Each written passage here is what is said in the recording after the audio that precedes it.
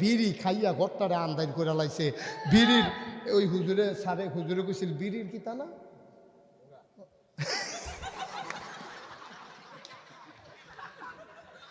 লা হাওলা ওয়ালা কুওয়াতা ইল্লা বিল্লাহ।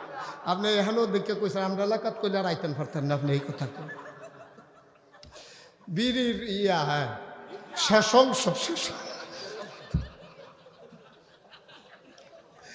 করছে কি বেড়া। আমি গেছি মুরাদনগর সাফিতলা কি ফিতলা কথা কথা ঘুমান নাকি আপনারা। আমি মুরাদনগরের গ্রামে মাহফিল করতে গেলাম। ওরা আমার পিএসকে জিজ্ঞেস করছে হুজুর কি পছন্দ করে কি খাইতে চায়। তো ও বলছে যে হুজুরে গুঁড়া মাছ টাছ পছন্দ, রুটি খায়, গুঁড়া মাছ টাছ সবজি টবজি দিয়ে এত মুরগি টুরগি গুস্ত টুস্ত হুজুর এত পছন্দ না। তো ওরা একেবারে সুন্দর করে এমন আয়োজন করছে। গেছি পরে আইনা দিছে এক কই মাছ। কই মাছ যখন প্লেটে দিছে এই যে 2 গুল দিয়ে অর্ধেকটা করে বাড়ি রইছে। আমি কই ভাই এটা কি দেশি না চাষ? কয় হুজুর দেশি চলন বিলের কই মাছ। একটা কই মাছের দাম 1200 টাকা। একটা কই মাছের দাম 1200 টাকা। আপনি পছন্দ করেন শুই না হুজুর আমি এটা ঢাকা নিউ মার্কেট থেকে আনছি। আমি কই তো কই মাছটা তো মাশাআল্লাহ মজায়। এবার আরেকটা দে। তো আইনা দিছে 2টা। তো 12 দোকানে কত? আমি খাইতে আছি আর মনে মনে কইতাছে হাদিয়া না দিল মোটামুটি একটা লাইন কইরা লাইছি। 2400 তো 2 কই মাছ দিয়ে আদায়। সুইরা লাইলাম কতক্ষণ আল্লাহ যা করে কর। 2 কই মাছ সারছি পরে আনছে ট্যাংরা মাছ। খাইলাম কতক্ষণ ট্যাংরা মাছ। হ্যাঁ তেমনি আদর কইরা কইরা খাওয়া খাইতে খাইতে ওখানে সত্য আমার এমন অবস্থা হয়েছে আমি আর দাঁড়াইতাম পারতাছি না। আমি কই আরে বেড়া তোরা যাবে খাওয়াইলি হন ওয়াশ করুন কেমন কৌজাকে গৈরান দিয়ে উঠেন। আমি গৈরান তো দেওয়া যাইতো না খেরুইয়ানি রাখতাম ফারি ভিতরে এই চিন্তা করো। পরে কে করছে কি আমি যখন স্টেজে যাবো ওই যে ওয়াজ যে করা হে দৌড়াই আইয়া কই হুজুর সরি। আমি কি সরি? আপনার লেগে একটা জিনিস আনছিলাম দিতাম মনে নেই। আমি কি এটা? কই হুজুর আপনার যে ডায়াবেটিস আমি শুনছি আমি ঢাকা থেকে সুগার ফ্রি মিষ্টি বানাই আনছি আপনার জন্য 1400 টাকা কেজি। 1 কেজি মিষ্টির দাম কত? আমি দেখে আনো তে বাক্সটা আনছে পরে সাইয়া রইছি কান্দা ইয়া করতেছে খাইতাম তো পারতাছি না কারণ আমার তো শেষ আমি তো লোড হয়ে গেছি। আমি অনেকক্ষণ সাইয়া থেকে পরে কি বুদ্ধিকরণ যায় তো তারে কইলাম যে একটা কাম করো এই ওয়াজের 2 ঘন্টা ওয়াজ করলে ঠেকনার লোকে একটু খালি হইলে একটা খাইয়া যায় আর কেউ ওরে ধরতে দিও না বাহিরে লইয়া যায় আমরা কারেকা খাই। ভাই এর দূরে তো জীবনটা তো এর দূরে। আপনি পেট ভরে খান শুটকি দিয়েই খাইছেন আপনার পিটাইলে তো আপনি একটা মিষ্টি দিলে খাইতে পারবেন না। তো কেন এত কেন তাড়াহুড়া কেন এত কারাকারি পারাপারি কেন আপনি এই কাজ করেন? একটা মানুষের জিন্দেগিতে চলতে কয় টাকা লাগে? আপনি চলার মতো যদি একটা গাড়ি থাকে থাকার মতো যদি একটা বাড়ি থাকে আর নিয়মিত বাজার করার মতো যদি টাকা থাকে আর পরের টাকাটা কি দরকার? না দরকার আছে। এরপরের টাকাটা হইল যারা সেকেন্ড হোম বানাইতে চায় মালয়েশিয়া কানাডায় তাদের দরকার। ঠিক কিনা বলে? আমাদের দরকার নেই।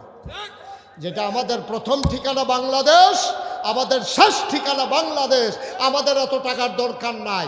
যারা থাকে বাংলাদেশে মানুষের মাথা বিক্রি করে রাজনীতি করে ক্ষমতায় যায় সেকেন্ড হোম বানায় মালয়েশিয়া কানাডা তাদের বাংলাদেশে রাজনীতি করার কোনো অধিকার নাই। ঠিক কিনা বলে?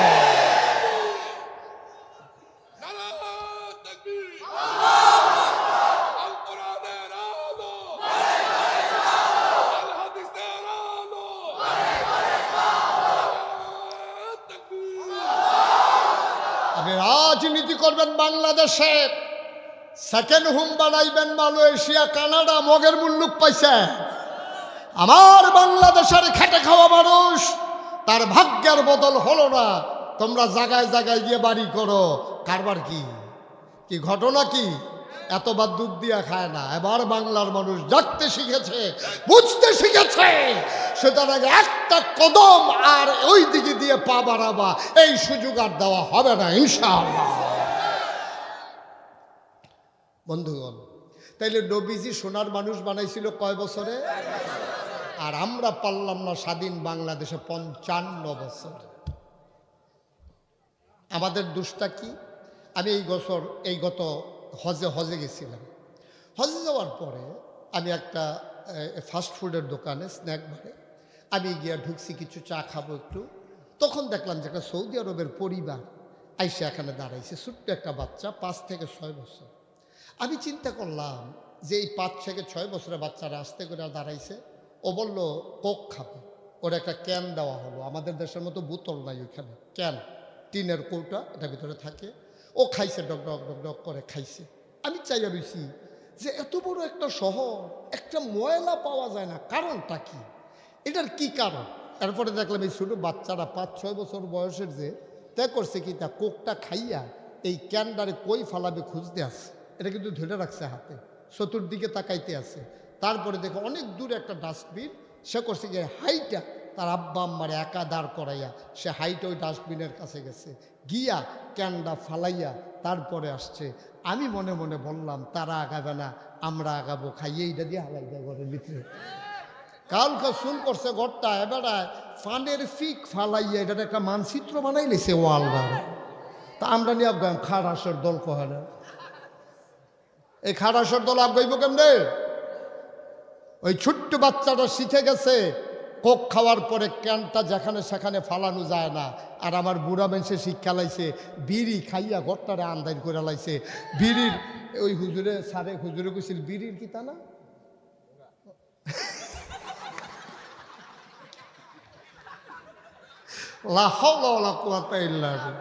আপনি এখানেও দেখে কইছেন আমরা এলাকাত কইলে আর আইতেন পারতেন না, আপনি এই কথা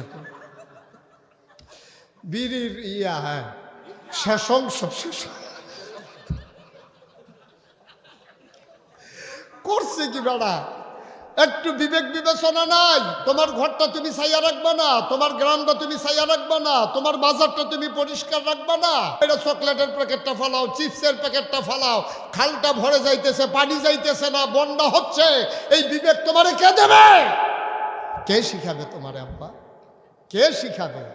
এই জন্য যদি দেশটাকে বদলাতে হয় সবার আগে নিজেকে বদলে নিতে হবে, ঠিক কিনা কও? এই শিক্ষা মুশতাক ফয়েজির না, এই শিক্ষা স্বয়ং নবীজি, ঠিক কিনা কও? আল্লাহর নবী, খুব খেয়াল, আল্লাহর নবী তিনি দুনিয়াতে এসে দেখলেন দুনিয়াকে যদি বদলে দিতে হয় কথা দিয়া বদলানো যাবে না, আগে নিজে বদলাইতে হবে। আল্লাহ তাবারক ওয়া তাআলা কোরআনুল কারীমে 21 পারায় সর্বশেষ সূরা, সূরার নাম সূরা আহজাব, 73টা আয়াত, 9টা রুকু। আল্লাহ ডাক দিলেন নবী গো, ইয়া আইয়ুহান নবী, হে নবী, আপনাকে এই সমাজ বদলে দিতে হবে, এই দেশ বদলে দিতে হবে, বৈপ্লবিক পরিবর্তন করতে হবে, মানব সমাজকে আপনি অন্ধকার থেকে আলোতে নিয়ে আসতে হবে। সুতরাং আপনি যদি সমাজ বদলাতে চান সবার আগে আপনি নিজেকে বদলাইতে হবে, ঠিক কিনা? সবার আগে আপনি নিজে বদলান। আপনি নিজে না বদলাইয়া আপনি তো ওই গল্প সবাই জানেন, ওই হাদিস তো সবাই জানেন। বুড়া মা নবীজির আয়সা বলতেছে, ইয়া রাসূলুল্লাহ, আমি গরিব মানুষ, আমার ছেলে মিষ্টি খুব পছন্দ করে, আপনি একটু তাকে বলে দেন আদর করে, ও যেন মাকে বিরক্ত না করে। সুবহানাল্লাহ বলবেন না? মা চোখের পানি ছেড়ে দিলেন, ডাক দেয়া কই, ইয়া রাসূলুল্লাহ, এই যে ভাই একটু বসতে হবে, এটা উডুন্না মাহফিল না, এবারে তো বুঝ যায় না কোন হুজুরের ওয়াজ শুনতে আইছে। সিফা দিয়া বইয়া থাকে, এটা উডুন্না মাহফিল, এটা দেখেন না নমুনাটা কি যাইতেছে, আপনি টের পাইতেছেন না? উডে কি নতুন রে, ওই তো পারে, হ্যাঁ। মারহাবা বলো, জোরে বলো, আরো জোরে, গভীর মনোযোগ, কোনো ফিসফাস নাই, খুব মনোযোগ। মা আসলেন, এসে নবীর সামনে দাঁড়িয়ে কাঁদতেছেন। সুবহানাল্লাহ। আল্লাহ নবী জিজ্ঞেস করে, বুড়িমা কাঁদো কেন? ইয়া রাসূলুল্লাহ, ইয়া হাবিবাল্লাহ, আপনার কাছে আমার একটা অভিযোগ। কয় কি অভিযোগ? আমার বাচ্চা ছেলেটা মিষ্টি বড় পছন্দ করে, আমি গরিব মানুষ, খাবারই দিতে পারি না, মিষ্টি দেব কোত্থেকে? আপনি একটু বলে দেন ও যেন মিষ্টি মিষ্টি করে আমাকে বিরক্ত না করে। নবী কিচ্ছু বললেন না, বললেন মা যাও, আমি চিন্তা করি কি করা যায়। 3 দিন পরে খবর দিলেন, মা তোমার বাচ্চাকে নিয়ে আসো। সুবহানাল্লাহ, সুবহানাল্লাহ। মা তোমার বাচ্চাটাকে নিয়ে আসো। 3 দিন পরে মা বাচ্চার আঙ্গুলে ধরে এসে নবীর দরবারে হাজির। নবী মুচকি হাসলেন, বাচ্চাটাকে বুকের সাথে জড়িয়ে ধরলেন, মাথায় হাত বুলোলেন, কপালে চুমু খেলেন, আদর করে বললেন, বাবা, ও বাবা, তোমার মা গরিব মানুষ, কোত্থেকে ডেলি মিষ্টি দেবে? তুমি এখন থেকে আর মিষ্টি মিষ্টি করবা না। যদি কখনো সুযোগ হয় আমি নবীর কাছে চলে আসবা, আমি পারলে খাওয়াই দেব। মাকে বিরক্ত করে না, মাকে বিরক্ত কইর না। এবার বাচ্চারা বলল, ইয়া রাসূলুল্লাহ, আপনি বলেছেন আমি আর মিষ্টি মিষ্টি করব না, খাবো না মিষ্টি। এবার মহিলাটা কাঁদতে শুরু করলেন, নবী আমার, এই কথাটা কেন আপনি 3 দিন আগে বললেন না? আমি তো 3 দিন আগে এসেছিলাম। এবার নবী মুচকি হেসে কয়, মা, আমারও তো মিষ্টি খাওয়ার খুব বেশি অভ্যাস, মিষ্টি আমার বড় পছন্দ। আমি নিজে মিষ্টি খাইয়া বাচ্চাকে যদি বলি মিষ্টি খাইও না, তাইলে এই কথায় তার তাসির হবে না। 3 দিন পর্যন্ত আমি মিষ্টির দিকে ফিরেও তাকাই নাই। আমি তাকে ওয়াজ করবো, আমি নিজেই যদি ওয়াজ না মানি, আমি মুশতাক ফয়েজি আপনাদেরকে বুঝাবো, আমি নিজেই যদি না মানি, আমার ওয়াজ হয়তো সুন্দর হবে, হয়তো কানের সুখ হবে, আপনারা কখনো হাসবেন, কখনো কাঁদবেন, কিন্তু মনে তাসির হবে না যদি আমল আমি না করি। ও মুসলমান, মন দিয়ে শোনো, গভীর মনোযোগ। আল্লাহ নবী এইভাবেই নিজেকে আগে তৈরি করেছেন, আর নবী নিজে নিজে তৈরি হন নাই। আল্লাহ তাবারক ওয়া তাআলা নবীকে দিয়ে বৈপ্লবিক একটা পরিবর্তন ঘটাবেন, বিশ্বকে বদলে দেবেন। এই জন্য আল্লাহ কয়, ইয়া আইয়ুহান নবী, হে নবী। নবীজি কয়, জি আল্লাহ। ফায়াত্তাকিল্লাহ, তুমি ডরাইবা শুধুমাত্র, কেবলমাত্র, একমাত্র আমার আল্লাহকে। বলেন সুবহানাল্লাহ। কে কয়? কারে কয়? সবাই কথা বলেন, কে কয়? কারে কয়? নবীকে কয়। নবী, আপনি যে সমাজ বদলাইবেন, বদলাইবেন কেমনে? আপনি আগে অন্তরের ভিতরে শুধু ভয় থাকবে আল্লাহ। কার? আচ্ছা, এখানে একটা চিকন কথা আছে। এই যে আল্লাহ কইলো ডরাইবেন আল্লাহরে, খেয়াল করেন, এই ছেলেরা মনোযোগ, একেবারে ছোট বাচ্চাও বুঝবে, আমি বুঝাইয়া বললে। আল্লাহ বলছে, নবী গো, আপনি ভয় পাবেন কারে? কথা কন, কাকে? আচ্ছা, কেন আম্মার কথা বললো না কেন? যে এই বাচ্চারা, তোমরা তোমাদের আম্মাকে ভয় পাইবা। কেন বললো না, এই বাচ্চারা তোমরা হেডমাস্টার স্যারের ভয় পাইবা? এই বাচ্চারা তোমরা পিসা হুজুরে ভয় পাইবা? এই বাচ্চারা তোমরা জাহাঙ্গীর হুজুরে ভয় পাইবা? কারো কথা কয় না। ফির সাহেবের কথা কয় নাই, আম্মার কথা কয় নাই, আব্বার কথা কয় নাই, কইছে কার কথা? কেন বলল? আমি মুশতাক ফয়েজি নাগাইশের পীর সাহেব, মনে করেন আমার গ্রামের মানুষকে বলল, ও নাগাইশের মানুষ ভয় পাইবা পীর সাহেবরে। আমি যে হাজীগঞ্জ চলে আসলাম, ওরা যদি এখন আমারে ফাঁকি দেয়, পারবে নাকি পারবে না? আমারে তো তারা দেখে না, আমি চলে আসছি হাজীগঞ্জে, আমিও দেখি না, তারাও আমারে দেখে না। তারা যদি এখন ইচ্ছা মতো সবাই মিলে যার যার মন মতো চলতে পারবে। আবার যদি মায়ের কথা কয়, তো মা যখন রান্না করে, আমি যখন বাড়ির আঙ্গিনায় চাউল চুরি করে আইসক্রিম খাই, তখন তো মা দেখে না। ছেলে যখন ইন্টারমিডিয়েটে পড়ে, বাবা থাকে চিটাগঙ্গে, তে কলেজও যায়, বন্ধু বান্ধবের লোকে বইয়া বইয়া বিড়ি খায়, কেউ দেখে না তার বাবারে না ডরানোর কথা। আল্লাহ এই জন্য বলছে, মা রে না, বাবা রে না, ফির সাহেব রে না, ইমাম সাহেব রে না, সারে রে না, ডরাইবা শুধু আল্লাহ রে। কারণ এমন একটা জায়গা নাই যেই জায়গায় আমার আল্লাহ দেখে না।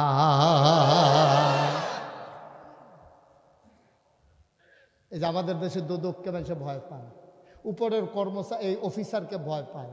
উপরের এই অফিসারে আমার যদি লাল কালি দেয়, আমার আর প্রমোশন হবে না। এশিয়ার মানে আপনি আমল নামা। এখন যদি উপরের অফিসারে কয়, উনি প্রতিদিন দেরি করে আসে, আপনার জীবনে প্রমোশন হবে না। উনি তসরুপ করে, প্রমোশন হবে না। উনি ফাইল আটকাই রাখে, কাজ করে না, প্রমোশন হবে না। তাইলে আপনার প্রমোশন নির্ভর করে উপরের অফিসারের সাথে। তা আপনি যদি উপরের অফিসারে আপনার ফহিরের ইলিশ মাছ খাওয়ান, বুঝছেন না, ঘুষ দিত গিয়া এমন কথাই কইয়া বসে কয়, স্যার আপনার জন্য আমার যেইটা, আমার পুকুরের ইলিশ মাছটা। স্যারে কই পুকুরে ইলিশ মাছ হয়? কয় স্যার ওই ভুলে একটা ঢুকা গেছিল কেমন মাছ। এই দে ভাই আপনার কাছে লই আইয়া পড়ছি। মানে ফার্ম দিতে গিয়া যেতে যে পুকুরে যে ইলিশ মাছ না এইটাও বুঝলা লাগছে। নাউজুবিল্লাহ কইতেন না? তো আপনি যে কোনোভাবে স্যারকে খুশি করা সম্ভব, কিন্তু আল্লাহরে খুশি করাইবেন কি দিয়া? আল্লাহ তো ঘুষ খায় না, আল্লাহ তো ঘুষ খায় না, ইলিশ মাছ খায় না। আল্লাহ তো আপনি একটা দামি একটা ঘড়ি দিবেন, আল্লাহ তো ঘড়ি পরে না। আপনি একটা মোবাইল দিবেন আল্লাহকে, আল্লাহ তো মোবাইল নেয় না। আপনি আল্লাহর একটা গাড়ি দিবেন, আল্লাহ কয় গাড়ি আমার লাগে না। সুবহানাল্লাহ কয় না? এই জন্য আল্লাহর নবীকে আল্লাহ ডেকে কয় আত্তাকিল্লাহ, তুমি ডরাইবা শুধু আল্লাহরে। যেই মানুষটা আল্লাহকে ভয় পায়, চক্ষু রাঙ্গারি না, উপরন্ত অফিসার না, দলীয় ক্যাডার না, র্যাব গোয়েন্দা পুলিশ না, ভয় পাবো শুধু আমরা আল্লাহকে। তাইলে রাতের আধারে হোক, দিনের আলোতে হোক, পানির নিচে ডুব দিয়া হোক, তখন আর আমাদের দ্বারা গুনাহ করা সম্ভব না, ঠিক কিনা? এই বাংলাদেশের মানুষ, মুসলমানেরা যতদিন আল্লাহরে ভয় পাইছে ততদিন সোনার মানুষ হয়ে গেছে। উমরের জমানায় আল্লাহরে ডরাইতে ডরাইতে মানুষ এমন ডরাইছে, জাকাত খাওয়াই না মানুষ নাই। সুবহানাল্লাহ কইতেন না? জাকাত খাওয়াই না মানুষ নাই। অথচ অর্ধেকটা পৃথিবীর প্রেসিডেন্ট ওমর। ওমর বলছে সাবধান, জাকাত না দিলে রাষ্ট্রীয়ভাবে আদায় করা হবে, শাস্তির মুখোমুখি হবা। এখন জাকাত আর কেউ আনন্দ লাগে না, আইল্লা দিয়া যায়। আর যার যার জাকাত লইতে আটতেছে, একবারা জাকাতের ব্যাগ লইয়া আটতে আছে, টাকা আছে, এক সপ্তাহ ঘুরছে। এক সপ্তাহ ঘুরিয়া কারে দিব? যার এই জায়গায় মনে করেন কইলাম যে ইয়া জামশেদ ভাই, আমার কিছু জাকাতের টাকা আছে, আপনি একটু নেন না। তো উনি কয়, আরে আমার জাকাতের টেহা দিয়ে দেখেন মাদ্রাসা করে দিছি। আপনি জাকাতের টেহা লইয়া ঘুরেন। আমি নুমান ভাইরে বললাম, নুমান ভাই, ভাই আমি অনেক বিপদে আছি ভাই, আমার সময় কম, মাহফিলে দৌড়াদৌড়ি করন লাগে, কয়টা জাকাতের টেহা আছি, আপনি এটি রাইকা লুঙ্গি টুঙ্গি কিনা লাইন। উনি কয়, আমার যেই লুঙ্গিটি আছে এটি মরণের আগে কিনতে যেতাম পারতাম না, আপনি এটি লইয়া হ্যান্ড আছে বারো নেই বারো। নুমান ভাইও জাকাতের টেহা নেয় না, জমশেদ ভাইও নেয় না, সিদ্দিক ভাইও নেয় না। আমার টেহা লইয়া ঘুরতে ঘুরতে ঘুরতে ঘুরতে উমরের জমানায় একবার ঘুরছে এক সপ্তাহ। কয় সপ্তাহ? এক সপ্তাহ ঘুইরা জাকাতের টেহা কেউ নেয় না। যারে সাথে কয় না আমার টি লইয়া তো যে কয়দিন ধরে বিপদ ফুটে রইছি। হেই লোক ছিল, কি করুন যায়? আচ্ছা দাঁড়ো, বুদ্ধি একটা বার করছি। সন্ধ্যার পরে একটা গরিব মানুষের ঘর ওইটা দিয়ে হালাই দিয়ে দৌড় দিয়ে আমি তো এত শেষ। হ্যাঁ, তো করছি কি, ঠিক এক গরিবের ঘর দেখিয়া দেখছে যে খেজুর পাতার ছাউনি দেওয়া ঘর, ইয়া সেটা যখন মাগরিবের আজান দিছে দেখছে যে অন্ধকার হয়েছে, মানুষজন বাইরে নাই। আস্তে আস্তে আস্তে আস্তে জাকাতের টেহার ব্যাগটা লইয়া দরজাটা ফাঁক করে এটা দিয়ে কয় জাকাতের টেহা, ওইটা দিছে দৌড়। হেইতে যেতে ঘরের ভিতরে হেতে টেহা লইয়া ফিসে ফিসে দৌড়তেছে। ভাই আমি এই মাত্র বিছাই নাইছি, কেউ রে পাই না, আমার টি হনো ঘর রইছে, আপনি একটু লইয়া যান তাড়াতাড়ি। সুবহানাল্লাহ কয় না রে? কি ইসলাম রে এটা? কি ইসলাম? কে রে আমরা এটা পারলাম না? কে রে? আমার চেয়ারম্যান সাহেব আমি অসংখ্য ধন্যবাদ। উনি কি কইছে, হাদিস কোরআন মতো আমি আমার ইউনিয়নটা যেন গড়তাম পারি। এবার আইয়েন চেয়ারম্যান সাহেবকে কিন্তু রস করি না, মানে কেমনি উনি গর্ব একটা লাইন দেখাই দিই ইনশাআল্লাহ। আল্লাহ যেন কবুল করে সবাই করা। আমিন। মুসলমান মন দিয়ে শোনো, অর্ধ পৃথিবীর প্রেসিডেন্ট আমার উমর, যার ব্যাপারে নবী বলেছেন আনা খাতামুন নাবিয়্যিন লা নাবিয়্যা বা'দি, আমি হলাম সর্বশেষ নবী, আমার পরে আর নবী নাই। ওমর রে ওমর, আমার পরে যদি নবী থাকতো রে, তুই ওমর আমার পরে নবী হইতি। সুবহানাল্লাহ। এই মানুষটার ওজন কম না বেশি রে? দাম কি এমনি যাইতে লইতেন, আপনারা কি করে লইয়া ফিরে যাবেন গা? এখন থেকে যে উঠবে তার কোনো বিচার নাই। এখন থেকে বিচার হবে যারা লগের তো উঠবো তারা। তে তো বুঝে না, তে যদি বুঝতো তে আটলো না। যেহেতু আপনারা বুঝেন, তে আপনার লোকে দিয়ে আটে কেমনে যাতা দিয়ে হটাই লইবে। অনেকে আমারে কয় যে হুজুর এত জোর কইরা ওয়াজ শোনানের ঠেহা কি? আমি ঠেহা আছে। কয় হুজুর যে উঠুক না, যে শুনে শুনবো না হইলে নাই। আপনি এত জোরাজুরি করেন কেন? আমি আমার দুঃখে আমি জোরাজুরি করি। মনে করেন চিনি চিনেননি? চায়ের লগে যে খায়, দিলে যে মিডা হয়, যেমন চাইয়া রয়েছে উনি মনে করছে সৌদি আরবের খুরমা খাজুরের কথা। চিনি এই চিনেননি সবাই? পাটোয়ারি ভাই আইছে, তা আমি বললাম পাটোয়ারি ভাই এটার ভিতরে একটু চিনি আছে, আপনি ভালো চিনি, গুড়ের চিনি, লাল চিনি, এটা ভালো রাসায়নিক মুক্ত, এখান থেকে 1 চামচ চিনি খান। উনি যদি এখান থেকে 1 চামচ চিনি খায়, এটা কি তিতা লাগবে না মিষ্টি লাগবে? মিষ্টি লাগবে, ইচ্ছা করে খাইবে। এখন আমি যখন বললাম পাটোয়ারি ভাই এখানে 1 চিনি আছে, আমিও খাইছি, অনেক মজা, আপনি 1 চামচ চিনি, না না না আমি চিনি খাই না। আমি সিদ্দিক ভাই বললাম ধরেন গামছা দিয়ে সিডা বাইন্ধালাম বাসার লগে, চিনি খাইতো না, হয়তো চিনি না খাওয়াইয়া সারাসারি নেই। ওনারে দুইজনে দইরা জাতা দিয়া উনি মুখ বন্ধ করে বয়ে রয়েছে, আমি এটারে আবার সামিজ দিয়ে আগ করাইয়া ওনার জিব্বার মধ্যে যদি কুদুর চিনি লাগাই দিতাম পারি, এটাকে তিতা লাগবো না মিষ্টি লাগবো? চিনি এমন একটা জিনিস, এটা ইচ্ছা করে খাইলেও মিষ্টি, এটারে বাইন্দা খাওয়াইলেও মিষ্টি। ওয়াজ এমন একটা জিনিস, এটা ইচ্ছা করে শুনলেও সোয়াব, তারে ফালার লোকে বাইন্দা বানাইলেও সোয়াব। বাইন্দালা 2-3টারে এটা লড়ে খালি চা কে আপনার বান্ধব লাগবো নাকি? ইচ্ছা করে খাইয়া লাইয়েন মার হাবা কয়টা রে, কষ্ট হইতেছে বোধ হয় না, সাইডা দেওয়ার দরকার। আর সামান্য একটু ওই যে কইছিলাম চেয়ারম্যান সাহেব একটা ফর্মুলা দেব, উনি যেহেতু আশাবাদ ব্যক্ত করেছেন এই ইউনিয়নটাকে উনি কোরআন সুন্নাহ মতো চালাতে চান, তাইলে ওনাকে একটা ফর্মুলা দেওয়া আমার নৈতিক দায়িত্ব, নিয়ম শিখাই দেওয়া এটা আমার নৈতিক দায়িত্ব। উনি আমার সামনে যেহেতু কথাটা কইছে, কেমনে কর্তব্য এটা কইতে আসি।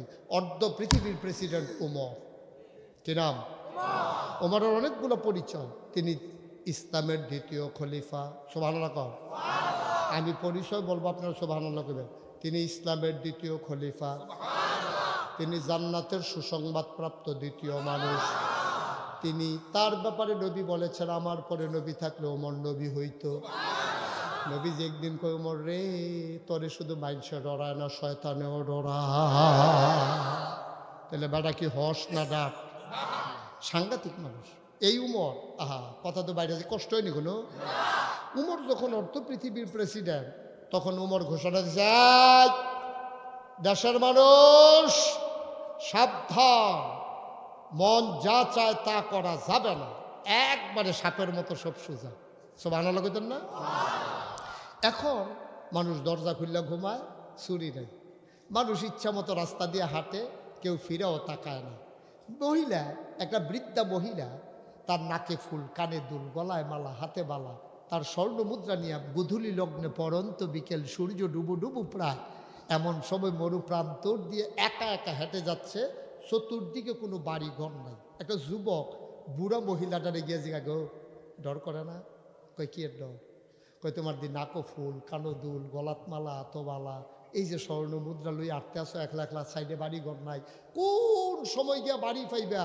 মাদ্রাজ ফার হইয়া যাইব তোমার যদি ডাকাইতে ধরে। ও তুমি এটা মনে করাই দিছ, ভালো হয়েছে, হ ডর করে দো, সাংঘাতিক ডর করতে আছে। হ কই কি ডর?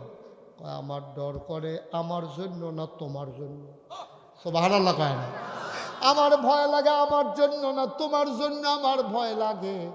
কোমা বুড়া বেডির দিদি বালা রঙে ভরছে, আমার লইয়া তোমার কি ডর? কয় তুমি যে আমারে কইলা আমার কানে ফুল, কানে দুল, নাকে ফুল, গলায় মালা, হাতে বালা, স্বর্ণ মুদ্রা, আমারে ডাকাত দেখতে পারে, তুমি যে আমার দিকে তাকাইয়া জিনিসটি চিনছ আর আমারে যে ভয় দেখাইছ, আল্লাহ আল্লাহ করে যদি উমরের কাছে বলতে পারি তোমার যে চোখের জায়গায় চোখ থাকবে না, ওই ভয় আমি পাইতে আছি। এখন বাঘ মহিষ গাড়ে পানি খায়, দরজা খুলে মানুষ ঘুমায়, কোনো চিন্তা নাই, নিশ্চিন্তে নির্বিঘ্নে মেয়েরা প্রতিষ্ঠানে যায়। আর আমার এই রাজারগাঁও ইউনিয়নে মেয়েরা স্কুলে যায়, ব্রিজের উপরে ছেলেরা বৈশা বৈশা ইফতেজিং করে নাকি করে না? অনেক মেয়ে স্কুল ছেড়ে দিয়েছে ভয়ে, অনেক মেয়ে স্কুল ছেড়ে দিয়েছে, যাইতে চায় না, বখারে ছেলেরা টিটকারি মারে। মাইয়াটা কুদুর সুন্দর, বাপে কইছে থাকার লেহা পড়া লাগতো না, কাম লাগলে রিক্সাওয়ালার কাছে বিয়া দিয়ালাম, পড়াইয়া সাপ লাগতো না, একটা কেলেঙ্কারি গড়াইব, ফোলা ফাইনের নমুনা ভালা না। চেয়ারম্যান সাহেব, আপনি যদি কোরআন সুন্নাহ মতো রাজার গাঁও চালাইতে চান, আগে ওই যুবকগুলারে সামলাইতে হবে যারা রাস্তার মোড়ে বসে বসে ওই মেয়েদেরকে টিটকারি মারে, ঠিক কিনা? এই জন্য আপনাকে কমিটি করতে হবে মহল্লায় মহল্লায়। আপনি এলাকার ইমাম সাহেবের সভাপতি বানাইয়া, মাদ্রাসার হুজুরের সেক্রেটারি বানাইয়া, ওয়ার্ড মেম্বারে সদস্য সচিব বানাইয়া, আপনি আরও গ্রামের 10 জন মুরব্বী নিয়া এবং সুকুমার বৃত্তি লালন করে ভালো যুবক যারা, এরকম সুঠাম দেহের অধিকারী 10 জন যুবক দিয়া আপনি গ্রামে গ্রামে কমিটি করে দেন, যে যেই ছেলে রাস্তার মোড়ে দাঁড়াইয়া মেয়েদেরকে টিটকারি মারবে, মস্কারা করবে, ওই ছেলে এই সমাজে থাকতে হলে ভালো হয়ে থাকবে, নাহলে পিটাইয়া চামড়া উঠাই ফেলা হবে, ঠিক কিনা করা? শুধু ওয়াজ দিয়া বালা বানাইলে দেন। এইরকম হলে তো নবীজি হুদা ওয়াজ করলো, যুদ্ধ করলো, কিন্তু 27টা যুদ্ধে নবীজি সেনাপতি ছিল। কয়টা যুদ্ধে? 27টা যুদ্ধের সেনাপতি আমার নবী। আর আমরা ফির সাহেবরা ইসলাম খালি দুনিয়াতে ওয়াজ করতাম, হুজুরে ওয়াজের ফ্যাক্টরি লইয়া বইছে, আর দোয়া হুজুরের কাছে, হুদা দোয়া সবাই খালি, হুজুর তো দোয়া নেয়, উনি দোয়ার একটা ফ্যাক্টরি হয়েছে। উনি সমাজ রসাতলে যাক, ওনার কোনো কথা নাই, উনি খালি দোয়া করে। না বাবা, দোয়া দিয়ে হবে না, দোয়া করলে আমার নবীরতে বড় দৌড়ে দোয়া করিন না কারারি মুস্তাজিবুদ দাওয়া, তিনি দোয়া করতে দেরি, কবুল হতে দেরি নাই, ঠিক কিনা কহ? সমাজকে বদলে দিতে হলে কি করতে হবে? ওই যেই সব বখাটে ছেলেরা টিটকারি মারে, মস্কারা করে, তাদেরকে দমিয়ে দিতে হবে। 2 নাম্বার, আপনার এই মসজিদে মসজিদে কমিটি করতে হবে।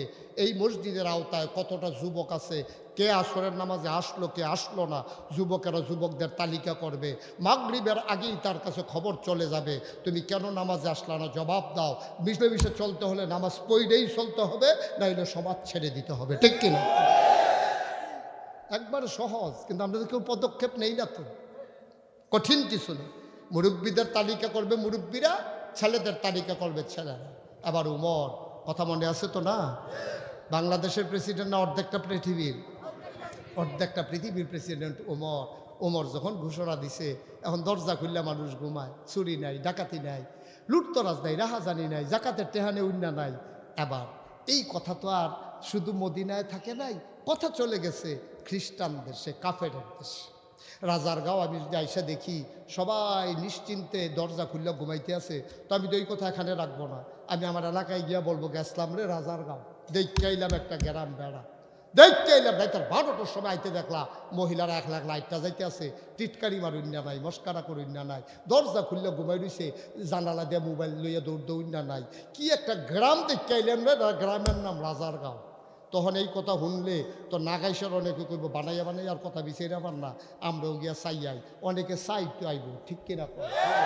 তো নবীজি যখন উমরের যে দেশ, এই দেশের ভিতরে যে হুদা শান্তি আর শান্তি, এখন করছে কি, ওই বিদেশি ইহুদি খ্রিস্টান তারা কয় মদিনার চাইয়া দরকার আছে, যে এই দেশের ভিতরে এত শান্তি কেমনে, কি তা আসলে সত্য নেই। এক খ্রিস্টান আইছে, আইয়া দেখছে এক বুড়া বেড়া রাস্তা দিয়ে আটতে আছে, ডাক দিছে, ও আপনার বাড়ি কি এই দেশ? কয় জি। আপনাদের যে প্রেসিডেন্ট উনি কই কে? কই প্রেসিডেন্ট, আমরা এগুলি তা নাই। কত প্রধানমন্ত্রী, কনাই সব নাই। রাজা, রাজা তো ফইলে এটা, কত এলে আপনার দেশটা চালায় কেনা, কত এটা না কইবে, দেশ চালায় উমরে, সব আনালে কইতেন না। তো উনি রাজা না, কয় না, প্রেসিডেন্ট না, কয় না, প্রধানমন্ত্রী না, কয় না, কত কিনি কি? এবার মদিনার মুসলমান মুচকি হেসে কয়, তিনি হইলেন মুসলমানদের খাদেম। তিনি মুসলমানদের কি? ঠিক আছে, ওকে ফাইন, তাইলে উনি খাদেম। কই ওনার রাজপ্রাসাদ কই কি প্রসাদ? কয় রাজপ্রাসাদ, ওই যে বড় বিল্ডিং, উপরে ফেল চাইলে যে টুপি ফুটে যে গেফিসে দিয়ে এরকম ওয়াল করা বাড়ি আছে না, যেমন আমরা দেশে আছে গণভবন, বঙ্গভবন, এরকম ওনার রাজপ্রাসাদটা, ওনার সরকারি বাড়িটা কোনটা? কি কন বুঝি না তো ভাই, কারে উনি ঘুমায় কোথায় ডে না কইবেন। আবার মদিনার মুসলমান আঙ্গুল দিয়া দেখাই দিল সামনে একটা ঘর, মাটির ওয়াল করা, খেজুর পাতার ছাউনি দেওয়া। সুবহানাল্লাহ কয় না? এটা কি? কয়টাই উমরের ঘর। বুঝলাম এটাই উমরের ঘর। কয় কয় তার স্পেশাল ফোর্স সিকিউরিটি গার্ড। কয় বুঝলাম না। কয় যারা তার নিরাপত্তা বিধান করে, শত্রুর হাত থেকে তারে যারা বাঁচায়, বডিগার্ড। কয় কি কইলেন? উমরে যারা পাহারা দেয়। বেয়াদব কোথাকার। উমর কি এই মানুষ নাকি উমররে পাহারা দিব? এই কলজাওয়ালা বেড়ায় মদিনায় আছে নাকি? উমরে না পাহারা দেয়।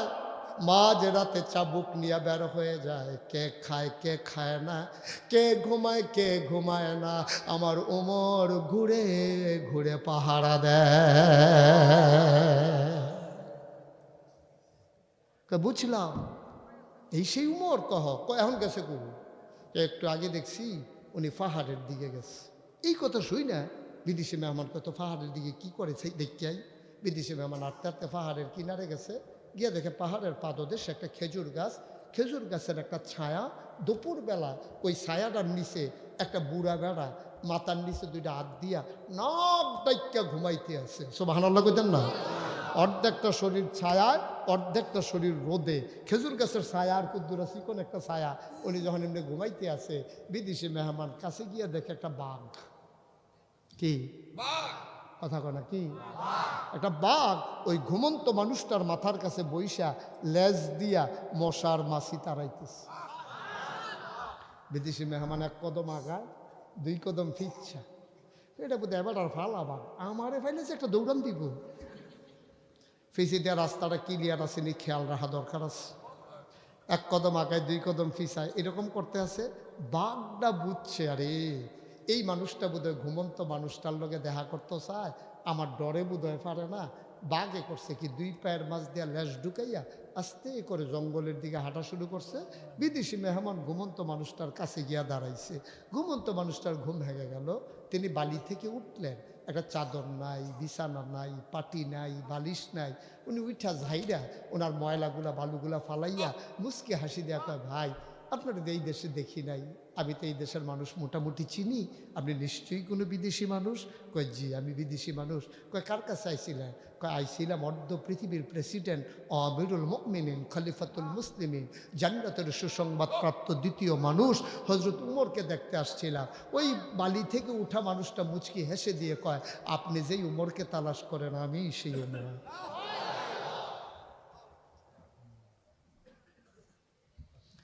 বিদেশি মেহমান মনে মনে কয় লোকগুলাকে আমার বোকা মনে করে নাকি। একবারে সোনের ঘর দেখাই দিল উমরের ঘর, আবার এবারে বালুর তুইটা কয় বেড়ায় উমর। বুঝলাম না কারবারটা কি যাইতে আছে।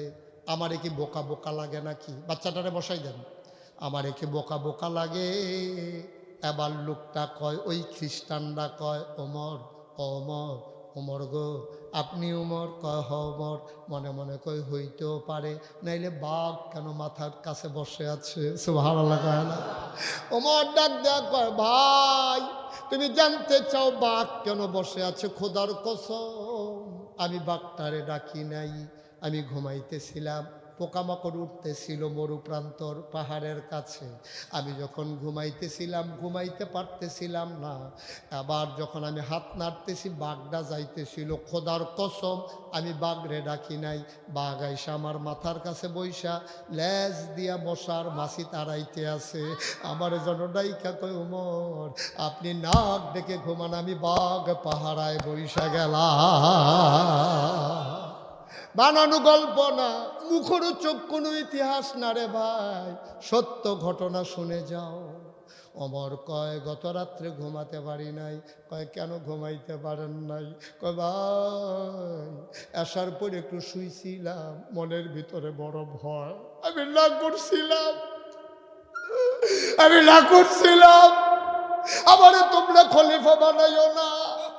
আমারে যে খলিফা বানাইলাম, আমার দেশের ভিতরে ফুরাত নদীর তীরে একটা কুকুর যদি না খেয়ে মারা যায়, কুকুরটা যদি কিয়ামতের ময়দানে আমার ডাইকা জিজ্ঞেস করে, আল্লাহ ও আল্লাহ তোমার উপর তার জামানায় আমি কুকুর না খেয়ে কেন মারা গেলাম, জবাব দাও, জবাব দিতে বলো।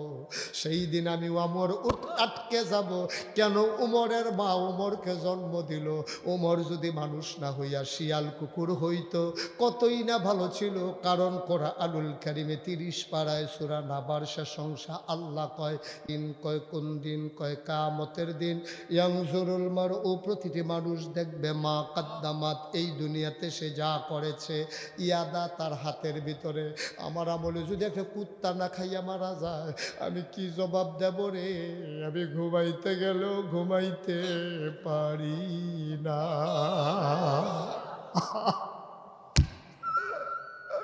আমি ঘুমাইতে যাই, আমি ঘুমাইতে পারি না। সামান্য একটু বিশ্রামের পরে ওমর কয়, আমি বের হয়ে গেলাম অজপাড়াগায়, নিবৃত পল্লীতে, সীমান্ত বেল্টে, একেবারে বর্ডার এলাকায়। আমি ঘুরে ঘুরে খোঁজ নিতেছিলাম, কে খায় কে খায় না, কে ঘুমায় কে ঘুমায় না। খুঁজতে খুঁজতে খুঁজতে খুঁজতে শেষ রাত হয়ে গেল।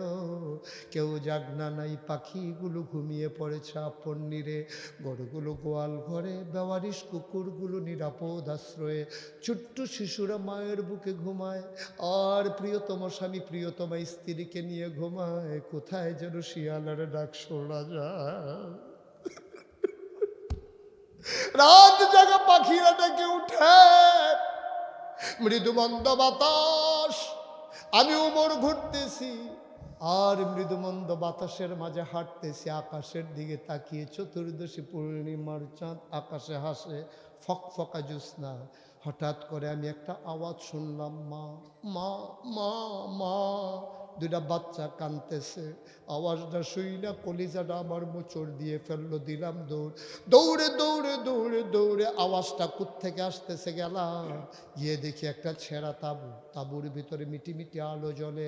তাঁবুটা চতুর্দিক দিয়ে ছেঁড়া, ভিতরে দুইটা বাচ্চা উপর হয়ে শুয়ে আছে, পেটের ভিতরে দুইটা পাথর দিয়া রাখছে। বাচ্চাগুলা কান্দে আর কয়, আম্মা আম্মা আম্মা গো, ও আম্মা, তুমি বলেছ কাফেরের দেশে খানা নাই, মুসলমানের দেশে খানার অভাব নাই।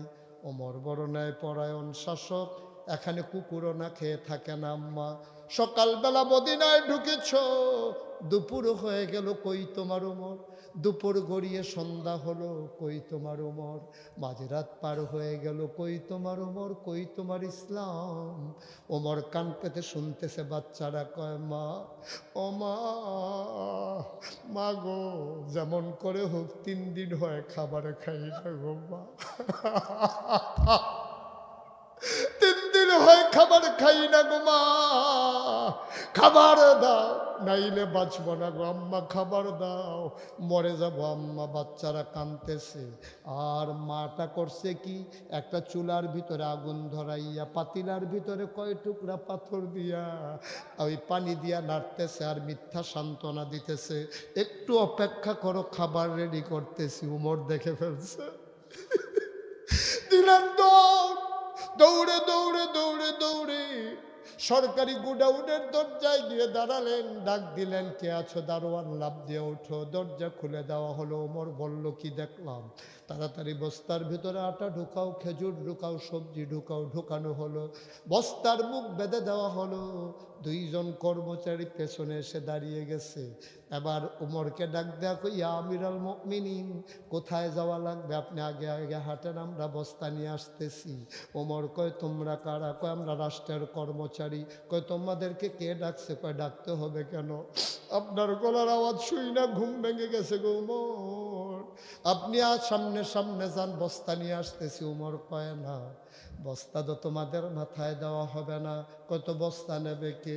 ওমর মুচকি হেসে কয়, দায়িত্ব আমার, বস্তাও থাকবে আমার মাথা।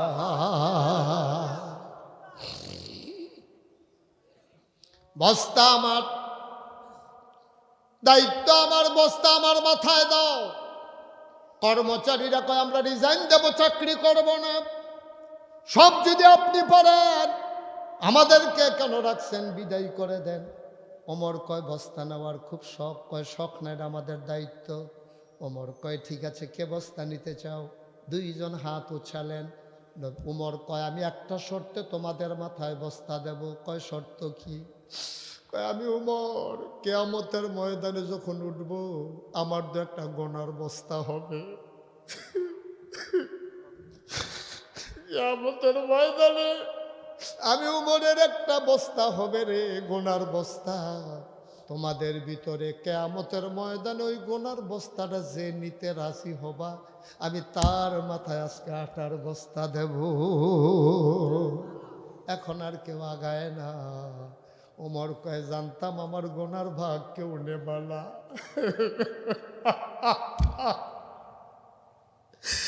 আমি জানতাম আমার গুনার ভাগ কেউ নেবালা। আটার বস্তা কেন নিতে চাও? গুনার বস্তা তো নিতে কেউ রাজি হও না। আটার বস্তা নেওয়া লাগবে না, আমার মাথায় দাও।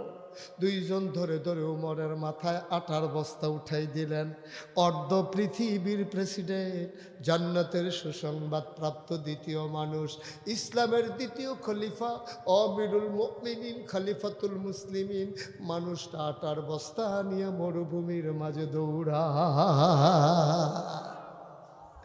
আকাশের চারটা লজ্জা পাইয়া মেঘের আড়ালে লুকাই গেছে। ফেরেশতারা ডাক দেখো আল্লাহ, এটা কি মানুষ বানাইছে আল্লাহ? নিজে আটার বস্তা নিয়ে দৌড়ায়।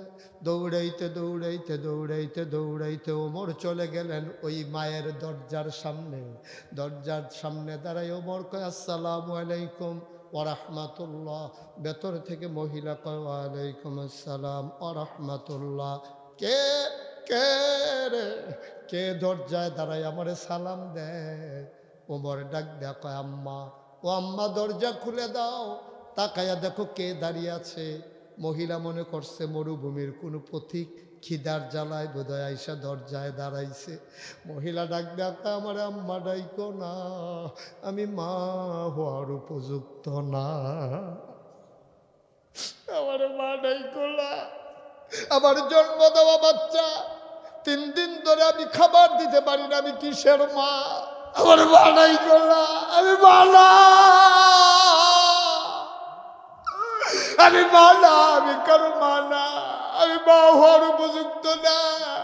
বাবা তুমি অন্য দরজায় দেখো, আমার বাচ্চারা খাইতে পারে না 3 দিন ধরে, আমি কোত্থেকে তোমারে খাবার দেব? ওমর কয় মা দরজা খুলে দেখো কে দাঁড়িয়ে আছে, আমি সাহায্যের জন্য আসি নাই গো মা, দরজা খুলে দাও। মহিলা দরজা খুলে দিলেন। দেখেন আধা কাঁচা আধা পাকা দাড়ি, আধা কাঁচা আধা পাকা চুল নিয়ে একটা মানুষ বস্তা মাথায় নিয়ে দাঁড়িয়ে আছে। মহিলা তো আর উমর চিনে না। কয় বাবা তোমারে চিনলাম না। উমর কয় এখানেই আমার বাড়ি, শুনলাম তোমার ছেলেরা 3 দিন ধরে খায় না, ঘরে কিছু আটা ছিল নিয়ে আসছি, আম্মা অনুমতি দাও ভিতরে ঢুকে যাই। মহিলা বললেন আহলান সাহলান মারহাবা, আমার ঘরে তোমাকে স্বাগতম। উমর বস্তা নিয়ে ভেতরে ঢুকলেন। ডাক দেখো আম্মা ধরে একটু বস্তাটা নামান। বস্তা নামানো হলো। ওমর কয় আম্মা ভেতরে আটা আছে, তাড়াতাড়ি আটা গইলা, তাড়াতাড়ি আম্মা কটা রুটি বানান। ওমা চুলায় না আগুন ছিল গো আম্মা, আগুনটা দেখি নিভে গেছে। আম্মাও সুবিধা নাই, আপনি তাড়াতাড়ি 2টা রুটি বানান, এই ফাঁকে আমি ফু দিয়া আগুন ধরাই দেই। অর্ধ পৃথিবীর প্রেসিডেন্ট, আমিরুল মুমিনিন, খলিফাতুল মুসলিমিন, উমর ফু দিয়ে আগুন ধরায়, আর মহিলা রুটি বানায়। বানায় বানায় উমরের হাতে দেয়। উমর রুটিগুলা তাওয়ার ভিতরে দিয়া সেঁকতে আছে। 2টা রুটি বানানো হয়ে গেল। উমর ডাক দেয়া কয় আম্মা, ও আম্মা ভাইদেরকে ডাকবো নাকি?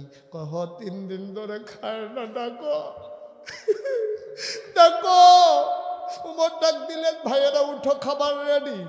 আবার রুটি টুকরা টুকরা করে খেজুরের বিচি ফালাইয়া ওমর রুটি ওই বাচ্চাদের মুখে দেয়।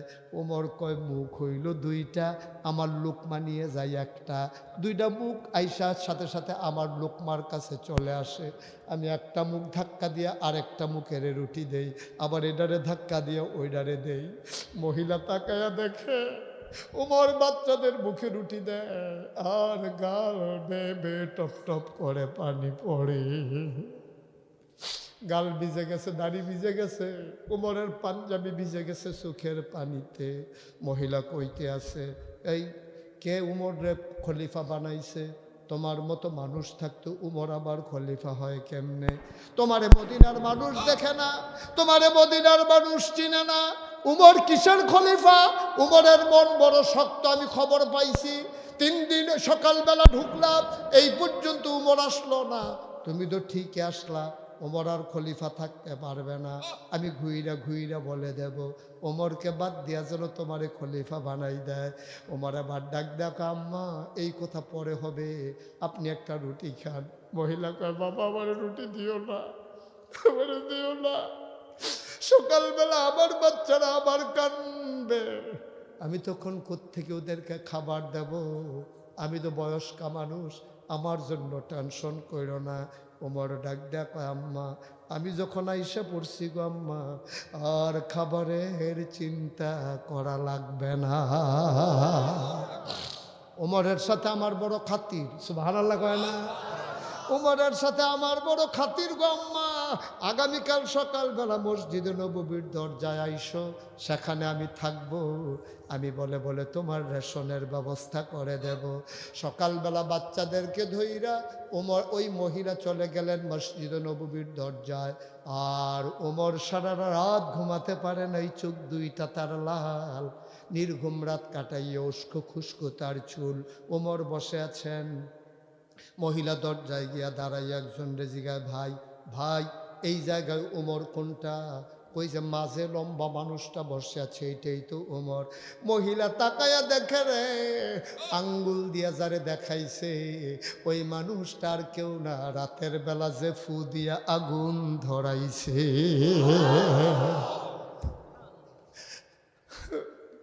মহিলা দিলেন দৌড়, ওমরের নজর পড়ে গেছে। ওমর দৌড় দিয়া মহিলার সামনে গিয়া দাঁড়াইছে, মা ও মা কই যাও? মহিলা কান্দে আর কয়, বাবা এই বাচ্চাদের আব্বা নাই, আমি তার মা, আমি তাদের আব্বা, আমারে যদি জেলখানায় দিয়ে দাও, আমারে যদি জেলখানায় দিয়ে দাও তাইলে সর্বনাশ হয়ে যাবে, এই বাচ্চাগুলা মরে যাবে। এবার উমর কয়, কেন জেলখানায় দেব? কয়, তোমারে শোনাইয়া শোনাইয়া কত গালি গালাজ করছি। উমর ডাক দেখ, আম্মা আম্মা গো, এই চামড়ার চাবুকটা তোমার হাতে নাও, আমি পাঞ্জাবি খুইলা দাঁড়াইতেছি। তোমার যদি গালি দিতে মন চায় আরো কয়টা গালি দাও, পিটাইতে মন চাইলে চামড়ার চাবুক দিয়া পিটাও। তবে তোমার কাছে আমার একটা অনুরোধ, কিয়ামতের ময়দানে তুমি মা আল্লাহর কাছে আমার ব্যাপারে বিচার দিও না।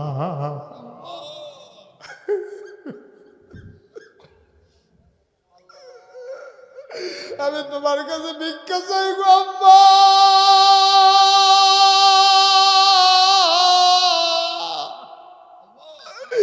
আমার বিরুদ্ধে তুমি বিচার দিও না গো আম্মা, আমার বড় ভয় লাগে গো আম্মা।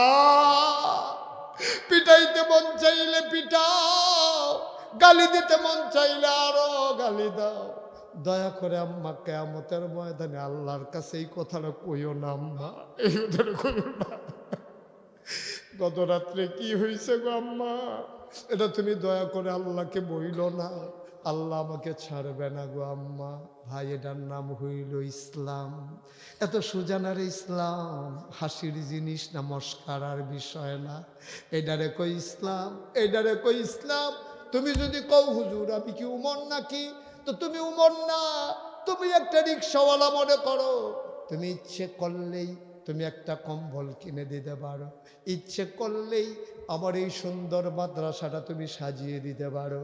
এতিম বাচ্চার এই মাদ্রাসায় পড়ে, আব্বা নাই আম্মা নাই, তুমি বুঝবা না মা হারানোর ব্যথা, বাবা হারানোর ব্যথা। আমারও আব্বা নাই, 11 বছর বয়সে আমার আব্বা হারাইছি। মাঝে মাঝে বাবার কথা খুব যখন মনে পড়ে, আমি মাঝরাতে বাবার কবরের কিনারে গিয়া বসি, আমি আব্বার সাথে গুনগুন গুনগুন করে কথা কই। আমি আব্বারে কই, আব্বা ও আব্বা, আব্বা বাংলাদেশে অনেক শীত পড়ছে আব্বা, আপনি না বেঁচে থাকতে অনেক শীত লাগতো, মাটির পাতিলার ভিতরে না আগুন নিয়ে আপনি আগুন পোয়াইতেন, আমরা না গরম করে সরিষার তেল আপনার পায়ে মেখে দিতাম। আব্বা, ও আব্বা, আপনি কেমনে কবরে ঘুমান? মাটির বিছানায় আপনার কি শীত লাগে না? আমি আব্বারে জিগাই, আব্বা আপনি কি খান? আমি কত কথা কই, আমার আব্বা একটা কথার জবাব আমার দেয় না।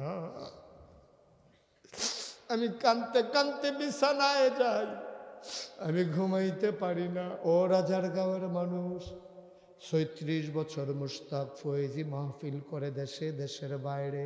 মাহফিলে কদম দিলে মাহফিলের ওজন বুঝি। আজকে তোমাদের এই মাহফিলে কদম দিয়া মন সাক্ষী দিছে রে, তোমাদের মাহফিল আমার আল্লাহ কবুল করে নিয়েছে। সবাই পড়ে না আমিন জুড়ে? আর জন নাই না? সবাই পড়ে না আমিন?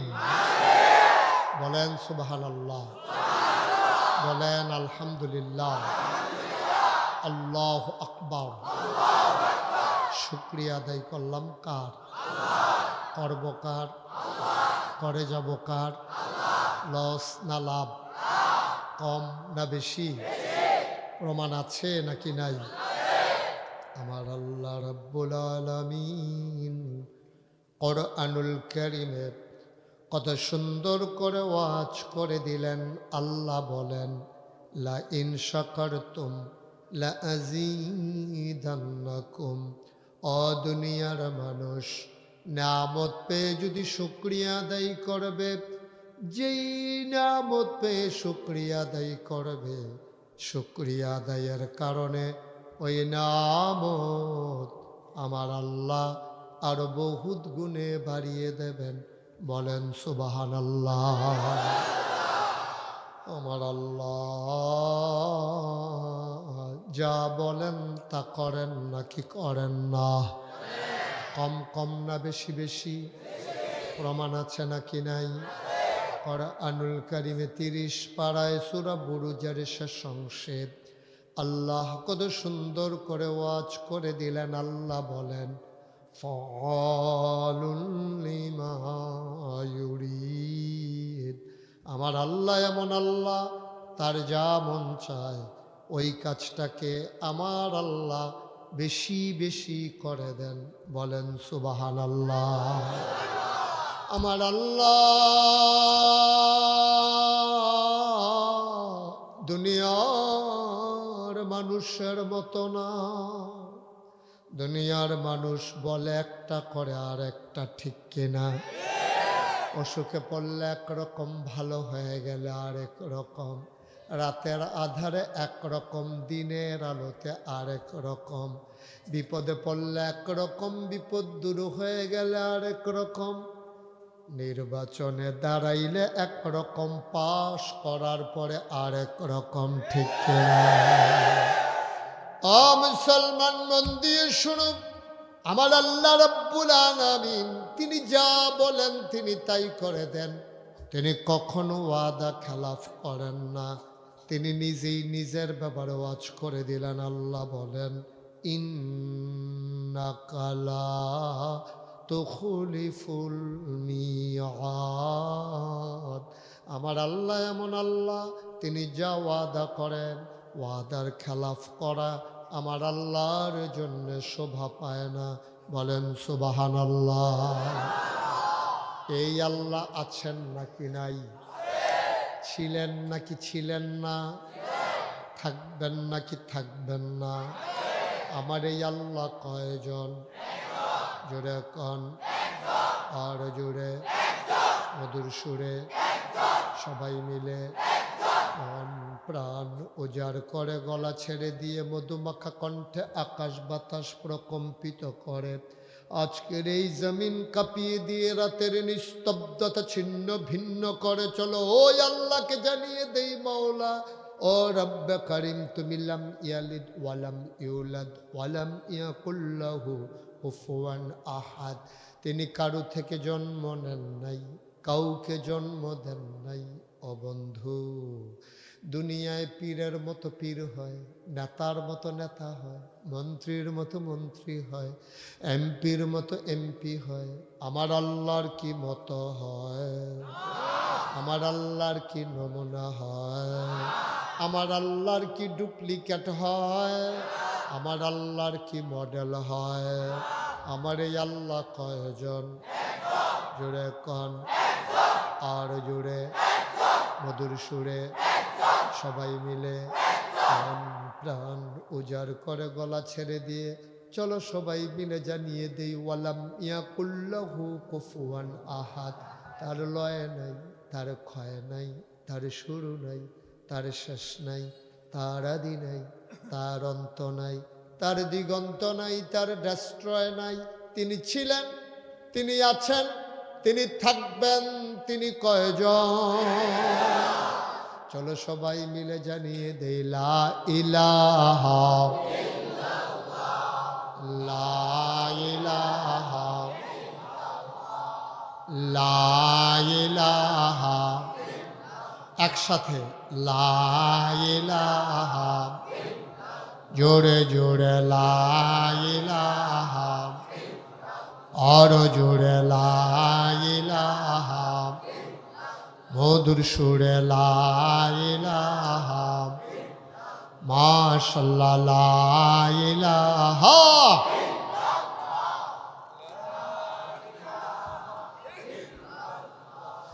লা ইলাহা, লা ইলাহা।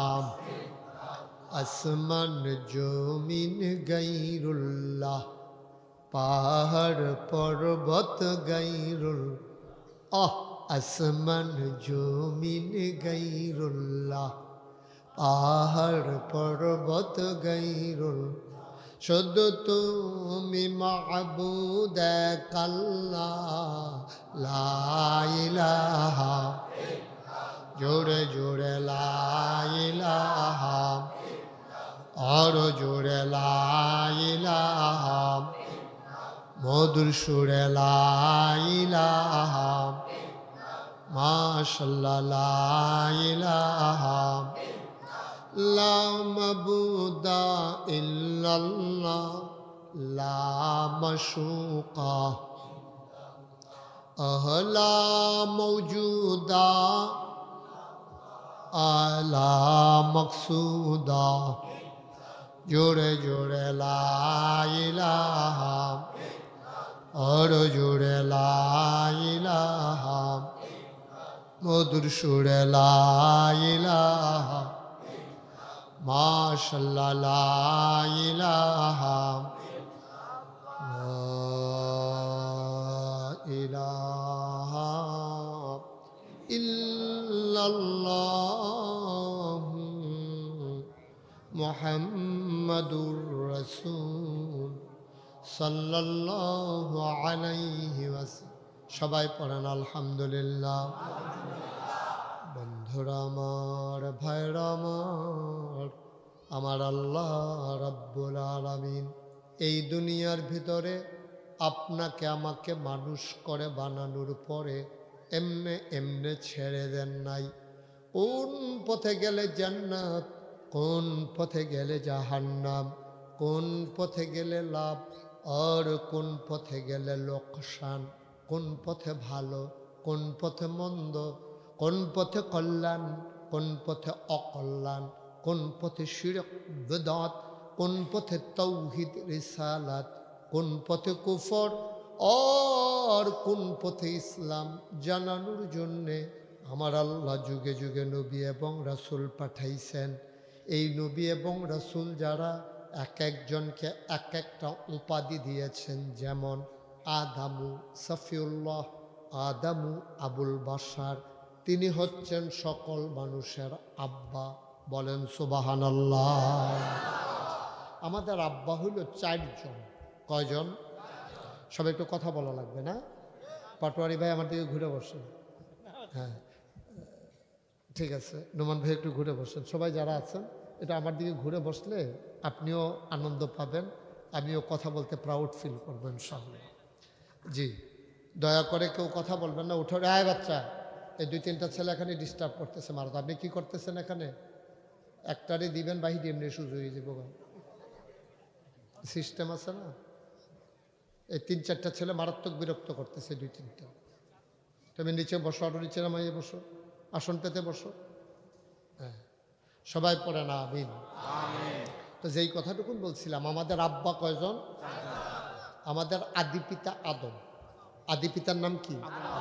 জাতির পিতা? জাতির পিতা কি অন্য কাউকে বলার ইচ্ছা আছে নাকি? 17 বছর তো অনেক চেষ্টা করছে না? লোকমা দিয়া দিয়া ছেলেদের মুখে দেওয়াইতে চাইছে, ফলাফাইনে সাবাইয়া বমি করে দিছি, ভিতরে যায় না। ঠিক কিনা কও? আমরা এই পৃথিবীতে 800 কোটি মানুষ, 200 কোটি মুসলমান, 56,000 বর্গ মাইলের এই বাংলাদেশে টেকনাফ থেকে তেঁতুলিয়া, রূপসা থেকে পাথুরিয়া, সুন্দরবন থেকে বান্দরবন, এই 18 কোটি মানুষের মাঝে শতকরা 92 জন লোক মুসলমান। আমরা এই বাংলাদেশের মানুষ সহ গোটা পৃথিবীর 200 কোটি মানুষ ইব্রাহিম ছাড়া আর কাউকে আমরা জাতির পিতা মানি না। ঠিক কিনা বলো? আমাদের জাতির পিতার কি নাম? 1 নম্বরে আদি পিতা আদম, 2 নম্বরে জাতির পিতা ইব্রাহিম, রুহানি পিতা নবী মুহাম্মদুর রাসূলুল্লাহ সাল্লাল্লাহু আলাইহি ওয়াসাল্লাম, আর 4 নম্বরে যার যার আব্বা তার নুমানের আমারটা আমার, পাটোয়ারি ভাইটা পাটোয়ারি ভাই, এটা আর মিল নাই। এই বাকি 3টা মিল আছে। আলহামদুলিল্লাহ কন। হ্যাঁ, আপনাদের জন্য ওনারা দেখে না না? কইস্তাম যে তো খাইয়েন না। ওকে একটু জায়গা দেন, হ্যাঁ স্যারে একটু জায়গা দেন। ইয়া পর্যন্ত ঠিক আছে, ঢাকা টাইলস পর্যন্ত ঠিক আছে, আপনি একটু জায়গা দেন। স্যারে মাইন্ড করেন না। হ্যাঁ, সারা জীবন তো সামনে বইয়া পড়াইলেন না, যে অফিসে বইয়া শুনেন। হ্যাঁ বলছি তো, সারা জীবন তো সামনেই ছিল, আজকে স্যার একটু বসবো। ওকে, নাইলে এদিক দিয়ে চলে আসে। ওকে ফাইন, হ্যাঁ এদিক দিয়ে দেন, এই যে হ্যাঁ। ওকে, থ্যাংক ইউ। সবাই পড়ি আমিন। ওই ছেলেটা, এই ছেলে, এই ছেলে, এদিকে আসো। এই কি হইলো? এই ছেলের সমস্যা কি? ওয়াজ কি উঠে পড়ছে নাকি? আমিন কর, জোরে কর, আরো জোরে। মুসলমান মন দিয়ে শুনো, মানুষদেরকে পাঠানোর পরে এমনে এমনে ছেড়ে দেন নাই। 1,500 বছর আগে মানুষগুলো যখন একেবারে ক্রাইসিস পিরিয়ড ওভারকাম করতেছিল, দুর্যোগকালীন একটা মুহূর্ত, মানুষগুলো মারামারি, কাটাকাটি, ঝগড়া বিবাদ, মন যা চায় তাই যখন করত, মানুষগুলো ছিল বর্বর, বেদুইন, যাযাবর, মূর্খ, সভ্য। সেই জামানায় আমার আল্লাহ রাব্বুল আলামিন অন্ধকার থেকে আলোতে নিয়ে আসার জন্যে, গোমরাহি থেকে হেদায়েতে নিয়ে আসার জন্যে, কুফর থেকে ইসলামে নিয়ে আসার জন্যে যাকে পাঠালেন, তিনি আপনার নবী, আমার নবী, আমাদের সকলের নবী, নবী মুহাম্মদুর রাসূলুল্লাহ সাল্লাল্লাহু আলাইহি ওয়াসাল্লাম। নবীর নাম শুনলে কি পড়তে হয়? 2-1 বার না 12 বার? 2-1 দিন না প্রতিদিন? 2-1 সপ্তাহ না প্রতি সপ্তাহ? 2-1 মাস না 12 মাস? 2-1 বছর না সারা জীবন? আমরা পড়ব সাল্লাল্লাহু আলাইহি ওয়াসাল্লাম। মনে থাকবে ইনশাআল্লাহ। আল্লাহর নবী 1,500 বছর আগে যখন দুনিয়াতে আসলেন, তিনি এসে দেখলেন মানুষগুলো মারামারি করে, কাটাকাটি করে, ঝগড়া বিবাদ করে, ন্যায় ইনসাফ বলতে কিচ্ছু নাই, রাষ্ট্রীয় অবকাঠামো নাই, জোর যার বললোক তার নীতি চলে, মানুষ মানুষকে হত্যা করে অবলীলায়, বাজারের ভিতরে মানুষ বেচা কিনা হয়। আল্লাহর নবী আসলেন, তিনি এসে দেখলেন মানুষগুলো বর্বর, বেদুইন, যাযাবর, মূর্খ, অসভ্য। তিনি নবুয়তের পরে সময় পাইলেন মাত্র 23 বছর। 40 বছর বয়সে তার নবুয়ত প্রকাশ পেল। 63 বছর বয়সে আমার নবীর এন্তেকাল হয়ে গেল। মাঝের সময় 23 বছর। এই 23 বছরে আমার নবী ওই মানুষগুলোকে যারা ছিল অসভ্য তাদেরকে বানিয়ে দিলেন সভ্য, সুশীল, আধুনিক, ভদ্র, আল্লাহওয়ালা একদল মানুষে পরিণত করে দিলেন। বলেন সুবহানাল্লাহ। কয় বছরে? মাত্র 23 বছর নবুয়তের জিন্দেগি তিনি পেয়েছেন। 40 বছর বয়সে তার নবুয়ত প্রকাশ পেয়েছে। 63 বছর বয়সে তার ইন্তেকাল হয়ে গেছে। মাত্র 23টা বছর, 13 বছর মক্কায়, 10 বছর মদিনায়। সুবহানাল্লাহ বলবেন না?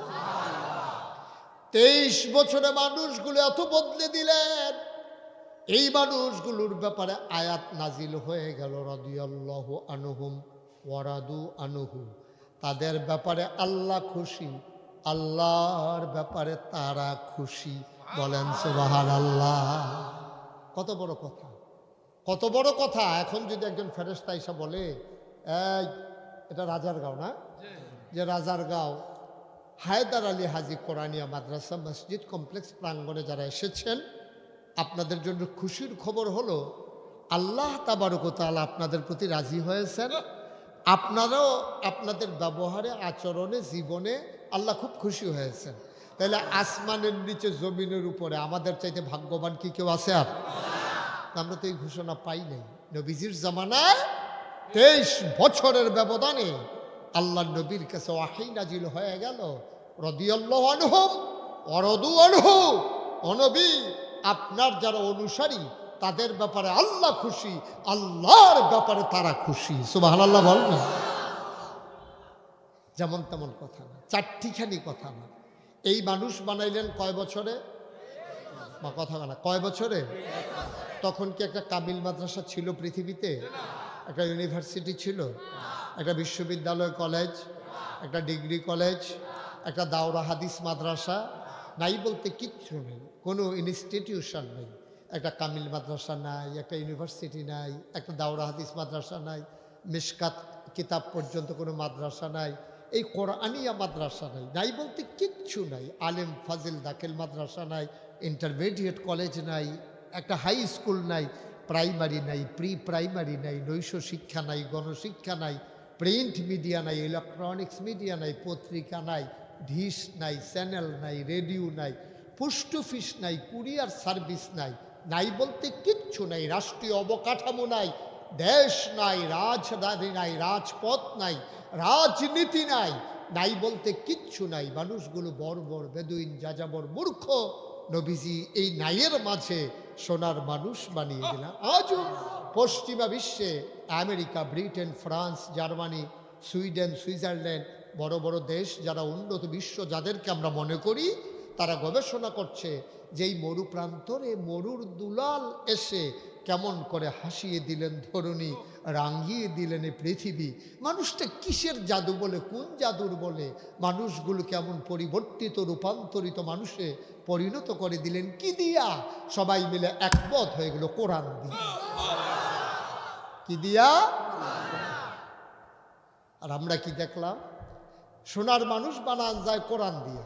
আর আমাদের দেশে ইসলাম ধর্ম শিক্ষা, কোরআনও না, ইসলাম শিক্ষা ছিল 100, ওইখান থেকে আনছে 50, এরপরে করছে ঐচ্ছিক, মানে এরপরে আলুর ভর্তা। কিভাবে আলুর ভর্তা বানাইতে হয়, কিভাবে সাইকেল চালাইতে হয়, মানে একটা জাতিকে ধ্বংস করার জন্য যত পরিকল্পনা ছিল সব পরিকল্পনা গ্রহণ শুধু করা হয় নাই, পরিকল্পনা বাস্তবায়ন করার জন্য নীল নকশা আকারে আমার জাতিকে ডেস্ট্রয় করে দেওয়া হয়েছে। ঠিক কিনা? আমার জাতিকে শেষ করে দেওয়া হয়েছে। এই যে এখন আমার বন্ধু নোমান বলল না যে আজকে সবচেয়ে বেশি ক্রাইসিস পিরিয়ড ওভারকাম করছে জাতি, মানুষগুলো আর যে একটা দুর্যোগকালীন মুহূর্ত অতিক্রম করছে। এটা কি? মানুষের মনে শান্তি নেই। শান্তি তো আসবে না, আপনি মানুষের মন গড়া মতে পথে শান্তি আসা কখনোই সম্ভব। শিয়াল যদি শিয়ালের জন্য আইন করে তো এটা ভালো হবে কেমনে? মুরগি যদি মুরগির জন্য আইন করে এটা ভালো হবে কেমনে? মানুষ মানুষের জন্য আইন করবে, মানুষের ব্রেইনটাই কুদ্দুরা। আমি যদি এখন জিজ্ঞেস করি গত শনিবারে, আজকে শনিবার না, আমি যদি এখন জিজ্ঞেস করি গত শনিবারে সন্ধ্যার পরে আপনি কি দিয়া ভাত খাইছেন, একজনও বলতে পারবেন? পারবেন কেউ? সামনে তাকাইলে আমরা পেছনে দেখি না, ডাইনে তাকাইলে বামে দেখি না। কত শনিবারে কি দিয়ে ভাত খেয়েছি আমাদের মনে নাই। সুতরাং আমাদের সামনের পথ চলা সুন্দর হবে আমাদের বুদ্ধিতে হয় নাই, হবে না, কখনো হওয়ার সম্ভাবনা নাই, ঠিক কিনা? তাহলে এই সম্পর্কে জানেন কে? জানেন আমার। এই যে একটা পানির বোতল, মিনারেল ওয়াটার। এখন মনে করেন আপনাদের রাজারগাঁও, আমি এটা হাতে করে নিয়ে আসছি, এর আগে মনে করেন এই কোনোদিন আর আপনি পানির বোতল দেখেন নাই, এইটাই আজকে প্রথম দেখলেন। এখন দেখার পর আপনি চিন্তা করবেন, কি রে, এটার ভিতরে পানি দেখা যায়, বাইর করে কেমনে? এটা যে মুখ খুললে এমনি ঘুরান দিলে যে খুলে, এটা আপনি জানেন না, দেখেনি তো নাই, জানবেন কেমনে? তা আপনি করছেন কেউ, বুঝছি কেমনে খোলা লাগে, মনে করো জানি না, জানি। এই সুরিয়ান নিচে দিয়ে কাটছে, কাইটটা এটার এমনি করছে, করে সেটা কাইটটা খাইছে। আমি দৌড়াইয়া গেছি, সবাই গিয়া বললাম, ভাই কি করতেছেন? হুজুর এটা পানি বাইর করার লাইন করতে আছে, কোনো দিক দিয়ে বাইর করতে পারতেছি না, অনেক দিক দিয়ে টিপটাপ দিয়ে চাইছি, পানি আর বার হয় না, এই জন্য এটা কাইটটা আমার গাবে দত মিয়া, এটা এরকম ঘুরান দিলেই তো খুললে। আশ্চর্য, এটা তো জানি না। তাহলে আপনি জানেন না বইলা এই সুন্দর সিস্টেম থাকার পরেও আপনি বোতলটাকে কাইটা ফেলছেন।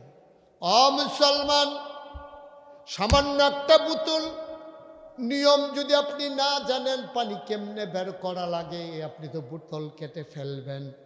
সুতরাং মানুষ কেমনে চলা লাগে, কেমন হবে তার ব্যক্তি জীবন, কেমন হবে তার পারিবারিক জীবন, কেমন হবে তার সমাজ জীবন, কেমন হবে তার রাজনৈতিক জীবন, কেমন হবে তার অর্থনৈতিক জীবন, কেমন হবে তার ইন্টারন্যাশনাল রিলেশন, মানুষের সাথে মানুষের সম্পর্কটা হবে কেমন, এটা যদি আল্লাহ জানিয়ে না দেয়, তাইলে আপনারা যেমন বোতল কাটটা ফালাইছিলেন, এমনি আল্লাহ না জানাই দিলে আমরা আগানুর বদলে পেছাই যাব, ঠিক কিনা? শান্তির বদলে অশান্তির দাবানলে পুরে আমরা সারখার হয়ে যাবে, হচ্ছেও তাই, হচ্ছেও। তাইলে কি বুঝা গেল? টাকার নাম শান্তি না, গাড়ির নাম শান্তি না, বড় বড় বিল্ডিংয়ের নাম শান্তি না। শান্তি হচ্ছে মানুষের সুকুমার বৃত্তি লালন করে, মনুষ্যত্বের বিকাশ ঘটিয়ে পশুত্বকে বর্জন করে, পশু প্রবৃত্তিকে দমন করে, মানুষে মানুষে মনুষ্যত্বের সম্পর্ক তৈরি করা, তার মাঝে হলো শান্তি, ঠিক কিনা? আল্লাহ নির্ধারণ করে দিয়েছেন তোমার স্ত্রীর সাথে সম্পর্ক হবে কেমন, তোমার মায়ের সাথে তোমার সম্পর্ক হবে কেমন, তোমার বাবার সাথে তোমার সম্পর্ক হবে কেমন, ভাইয়ে ভাইয়ে সম্পর্ক হবে কেমন, পিতা পুত্রের সম্পর্ক হবে কেমন, মায়ে কন্যায় সম্পর্ক হবে কেমন, উস্তাদের সাথে ছাত্রের সম্পর্ক হবে কেমন, ইমামের সাথে মুসল্লির সম্পর্ক হবে কেমন, মালিকের সাথে শ্রমিকের সম্পর্ক হবে কেমন, পীরের সাথে মুরিদের সম্পর্ক হবে কেমন, সব আল্লাহ জানিয়ে দিয়েছেন, যার মাধ্যমে তিনি লাকাদ কানা লাকুম ফি রাসূলিল্লাহি উসওয়াতুন হাসানা, তিনি হইলেন মডেল, তিনি আদর্শ, তিনি নমুনা, তিনি আইডল, তিনি আইকন। সুবহানাল্লাহ। আপনি স্ত্রীর সাথে কি ব্যবহার করবেন আপনি পাবেন কই? আপনি বিয়ে তো করছেন গত পরশু, এখন বউ তো আর আগে ছিল না আপনার। স্ত্রীর সাথে আপনি কি ব্যবহার করবেন? যদি সুষম সুন্দর সম্পর্ক চান, তাইলে আপনি নবীর জীবনী তালাশ করেন। আমার নবীর 11 জন বিবি ছিল, উনি তার বিবিদের সাথে কি ব্যবহার করেছেন, আপনিও আপনার বিবির সাথে এই ব্যবহার করেন। আপনার বিবি চিৎকার করে বলবে, আমার স্বামীর মতো সোনার স্বামী আর নাই। আম্মাজান আয়েশা, ওনার সাথে নবী কি ব্যবহার করেছেন? আম্মাজান খাদিজা রাদিয়াল্লাহু তাআলা আনহা, ওনার সাথে নবী কি ব্যবহার করেছেন? আজকে আজকে আজকে এই রাতের পর থেকে সকাল থেকে আপনি আপনার স্ত্রীর সাথে এই ব্যবহার করেন। আপনার বউয়ে যখন শ্বশুর বাড়ি যাইব, আপনি বাপের বাড়ি যাইব, গিয়া সেটা কইব, তোরা কত জামাই দেখছ, কত জামাই আগে পাইছ, কিন্তু আমার জামাইয়ের মতো জামাই তোরা আর একজনও পাস নাই, ঠিক কিনা? কারণ আপনি ওই যে আদর্শ অনুসরণ করছেন, উসওয়াতুল হাসানা, তিনি তো মডেল, তিনি আইডল, তিনি আইকন, তিনি অনুপম আদর্শ। তিনি দেখিয়ে দিয়ে গেছেন স্বামী হিসাবে স্ত্রীর সাথে কি ব্যবহার করা লাগে। সুবহানাল্লাহ বলবেন না? কি মজার জিন্দেগি না, কি মধুর সম্পর্ক। আর আমরার সম্পর্ক হইল ফিটাফিটির সম্পর্ক। এই চলতেছে ফিডা ফিডি কুবা কুবি এর বাইদি দিয়া বাড়িতে লইতেও আস সি সি সি সি নাউজুবিল্লাহ বলবেন না, একটু জোরে বলবেন না নাউজুবিল্লাহ। আমাদের সম্পর্ক আমরা বুঝি নাই তো, স্ত্রীর সাথে কি ব্যবহার করা লাগে আমরা জানি না। আমরা মনে করেছি স্ত্রী মানে হচ্ছে বিয়ের পরে একটা নতুন দাসী আমার ঘরে আসছে। না, দাসী না, উনি হচ্ছেন জীবন সঙ্গিনী, লাইফ পার্টনার। হুন্না লাবাসুল লাকুম ওয়া আনতুম লাবাসুন লাহুম। আপনি বুঝে নেন না বউ কারে কয়, এটা আপনি বুঝে নেন না। আপনি মনে করছেন বউ মানে হইল আপনি কিছু জিনিসপত্র লইয়া যাইবেন, 3 বার কবুল কইবেন, এরপরে বউরে লই আইবেন, আইনা সেটা কাজকর্ম যেটি আপনার আম্মাই করতো এটি বউরে বুঝাই দিবেন, এরপরে কথা যদি না শুনে মাঝে মাঝে গুম্বর করে রেখে চালাইবেন। এই হইল আপনার কাম, এটি আপনি শিখছেন, এত বস্ত্র লাগে আপনি বুঝেন না স্ত্রী কারে কয়। এই জন্য দাম্পত্য জীবনে সুখ নাই। আপনি বুঝেন নাই বাপ কারে কয়, সন্তান কারে কয়, এই জন্য পিতা পুত্রের ভিতরে সম্পর্ক নাই। আপনি বুঝেন নাই ভাই কারে কয়, এই জন্য ভাইয়ে ভাইয়ের সম্পর্ক নাই। আপনি বুঝেন নাই মালিক শ্রমিক কারে কয়, এই জন্য মালিক শ্রমিককে ফাঁকি দেয় আর শ্রমিক মালিককে ফাঁকি দেয়। উন্নতির চরম শিখরে আরোহণ করা কোনোদিনও সম্ভব ঠিক কিনা কর? আপনি বুঝেন নাই, আপনি বুঝেন নাই। মুসলমান, আপনি তো এইটাও বুঝেন নাই কিভাবে আলোচনা শুনতে হয়, আপনি এইটাও বুঝেন নাই। এই জন্য হুজুর বারবার বলা লাগে মনোযোগ দেন, মনোযোগ দেন। সাহাবায়ে কেরাম শিখাই দিছে কেমনে আলোচনা শোনা লাগে। নবীজির কাছে যখন নবীজি কোনো কথা বলতেন, সাহাবায়ে কেরাম আগাইতে আগাইতে নবীর মুখের কাছে কান নিয়ে যেতেন। ওনারা নবীর কদম মুবারকে হাত রেখে নবীও আগাই আসতেন, সাহাবাও আগাই আসতেন। ফিস ফিস করে কথা বললেও তারা অত্যন্ত মনোযোগের সাথে শুনতেন। আল্লাহ রাসূল একদিন জুমার খুতবা দিচ্ছেন, মসজিদে নববীর ভিতরে উনি জুমার খুতবা দিচ্ছেন। এমন সময়, সুন্দর করে বসেন, মসজিদে নববীর ভিতরে উনি খুতবা দিচ্ছেন। খুতবা দেওয়ার সময় হঠাৎ করে তিনি শুনলেন পেছনে কে যেন কথা কয়। একটু সুযোগ করে দেওয়া লাগবে। আমি শুরুতেই বলেছি মানুষ একটু বেশি হয়ে গেছে তো আমি খুব ভয় পাচ্ছি। আমি কম লোকের ভিতরে কথা বলতে অভ্যস্ত, বেশি লোক দেখলেই আমার ডর করে। কারণ এটি যে বেশি কথা কইবে এটা জানা কথা। এসব তোর লেগে দেখি না, তো এটাও তো একটা কথা, এটা দরকার নাই। একটু একটু খেয়াল করেন, মনোযোগ দিয়ে আমাকে একটু সুযোগ করে দেন। হ্যাঁ, তো নবীজি খুতবা দিতেছেন, কথা কি মনে আছে? তো খুতবা যখন দিচ্ছেন পেছন দিক দিয়ে 2 জন লোক ফিসফিস করে কথা বলছেন। নবীজি এই কথার আওয়াজটা নবীর কানে গেছে। নবী বলে চুপ বসো, একটু বলে তো উনি খুতবা দিলেন, নামাজ হলো, দোয়া হলো, তাসবিহ তাহলিল হলো। সবাই যখন বের হয়ে গেল, রাস্তায় গিয়ে দেখে 2 জন লোক, একজন লোক রাস্তার মাঝে বসে আছে, একটা বাজারের ব্যাগ নিয়ে মসজিদের সামনে রাস্তার উপরে বসে আছে। তো যারা মসজিদ থেকে বের হয়েছে তারা বলতেছে, ভাই আপনি মসজিদের সামনে বসে রয়েছেন কেন? কয় যে আমি ভাই যাইতে নিছিলাম বাড়িতে, হঠাৎ করে নবীজির কণ্ঠের একটা আওয়াজ শুনলাম, চুপ বসো, এটা শুই না আমি সাথে সাথে বসে গেছি। সুবহানাল্লাহ বলবেন না? দত মিয়া, তো আপনি চাইবেন না কারে কইছে? মসজিদে 2 জনে কথা বলতে নিছিল, তারারে না কইছে চুপ বসো, তা আপনি বসছেন কি করতে? সাহাবা চোখের পানি ছেড়ে দিলেন, ডাক দেয়া কয়, ভাই নবীর কণ্ঠের আওয়াজটা যখন আমার কানে ঢুকলো, কারে বলছে যাচাই করার ক্ষমতা আমার ছিল না। নবীর ডাকটা শোনার সাথে সাথে আমার কান, আমার পা গুলো অবশ হয়ে গেছে, হাঁটার মতো শক্তি হারাই ফেলছে। এই জন্য আমি সাথে সাথে বইসা গেছি। সাহাবায়ে কেরাম কয়, এখন চলে যান, এখন তো বুঝলেন আপনারে বলে নাই। আবার সাহাবা চোখের পানি ছেড়ে দিয়ে কয়, যেই নবীর কথা শুনে বসেছি ওই নবী যতক্ষণ না বলবে খোদার কসম গোলাম বাড়িতে যাবে না। আপনি বুঝতেছেন কথাটা যত সহজে শুনে ফেলছেন, কথাটা কাজটা কি এত সহজ? যেই নবী বলছে চুপ বসো, এই নবী যতক্ষণে সে না বলবে যে বাড়িতে যাও ততক্ষণ এই গোলাম বাড়িতে যাবে। চারটিখানি কথা। তাইলে কি কথা দাঁড়ালো? নবী সোনার মানুষ বানাইছিলেন কয় বছরে? সবাই কথা কন, কয় বছরে?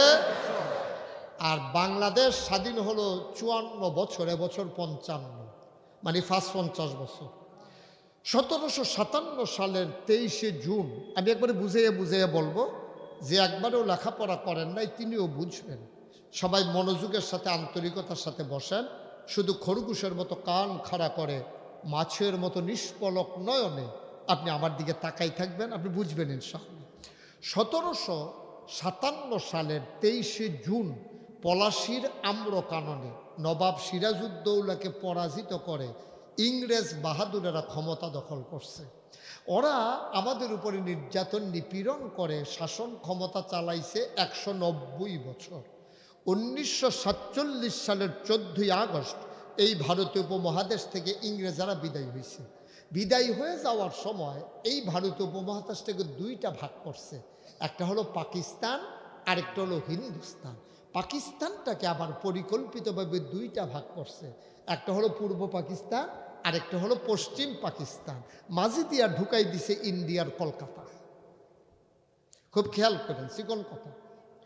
আপনার বাড়ির সামনে একটা উঠান আছে, এই উঠানের মাঝে দিয়া যদি প্রত্যেক দিন সকালবেলা বিকালবেলা লোকজন বাজারে আইয়ে যায়, তাহলে আপনার স্ত্রী কি বাড়িতে এই উড়ানের ভিতরে নামতে পারবে?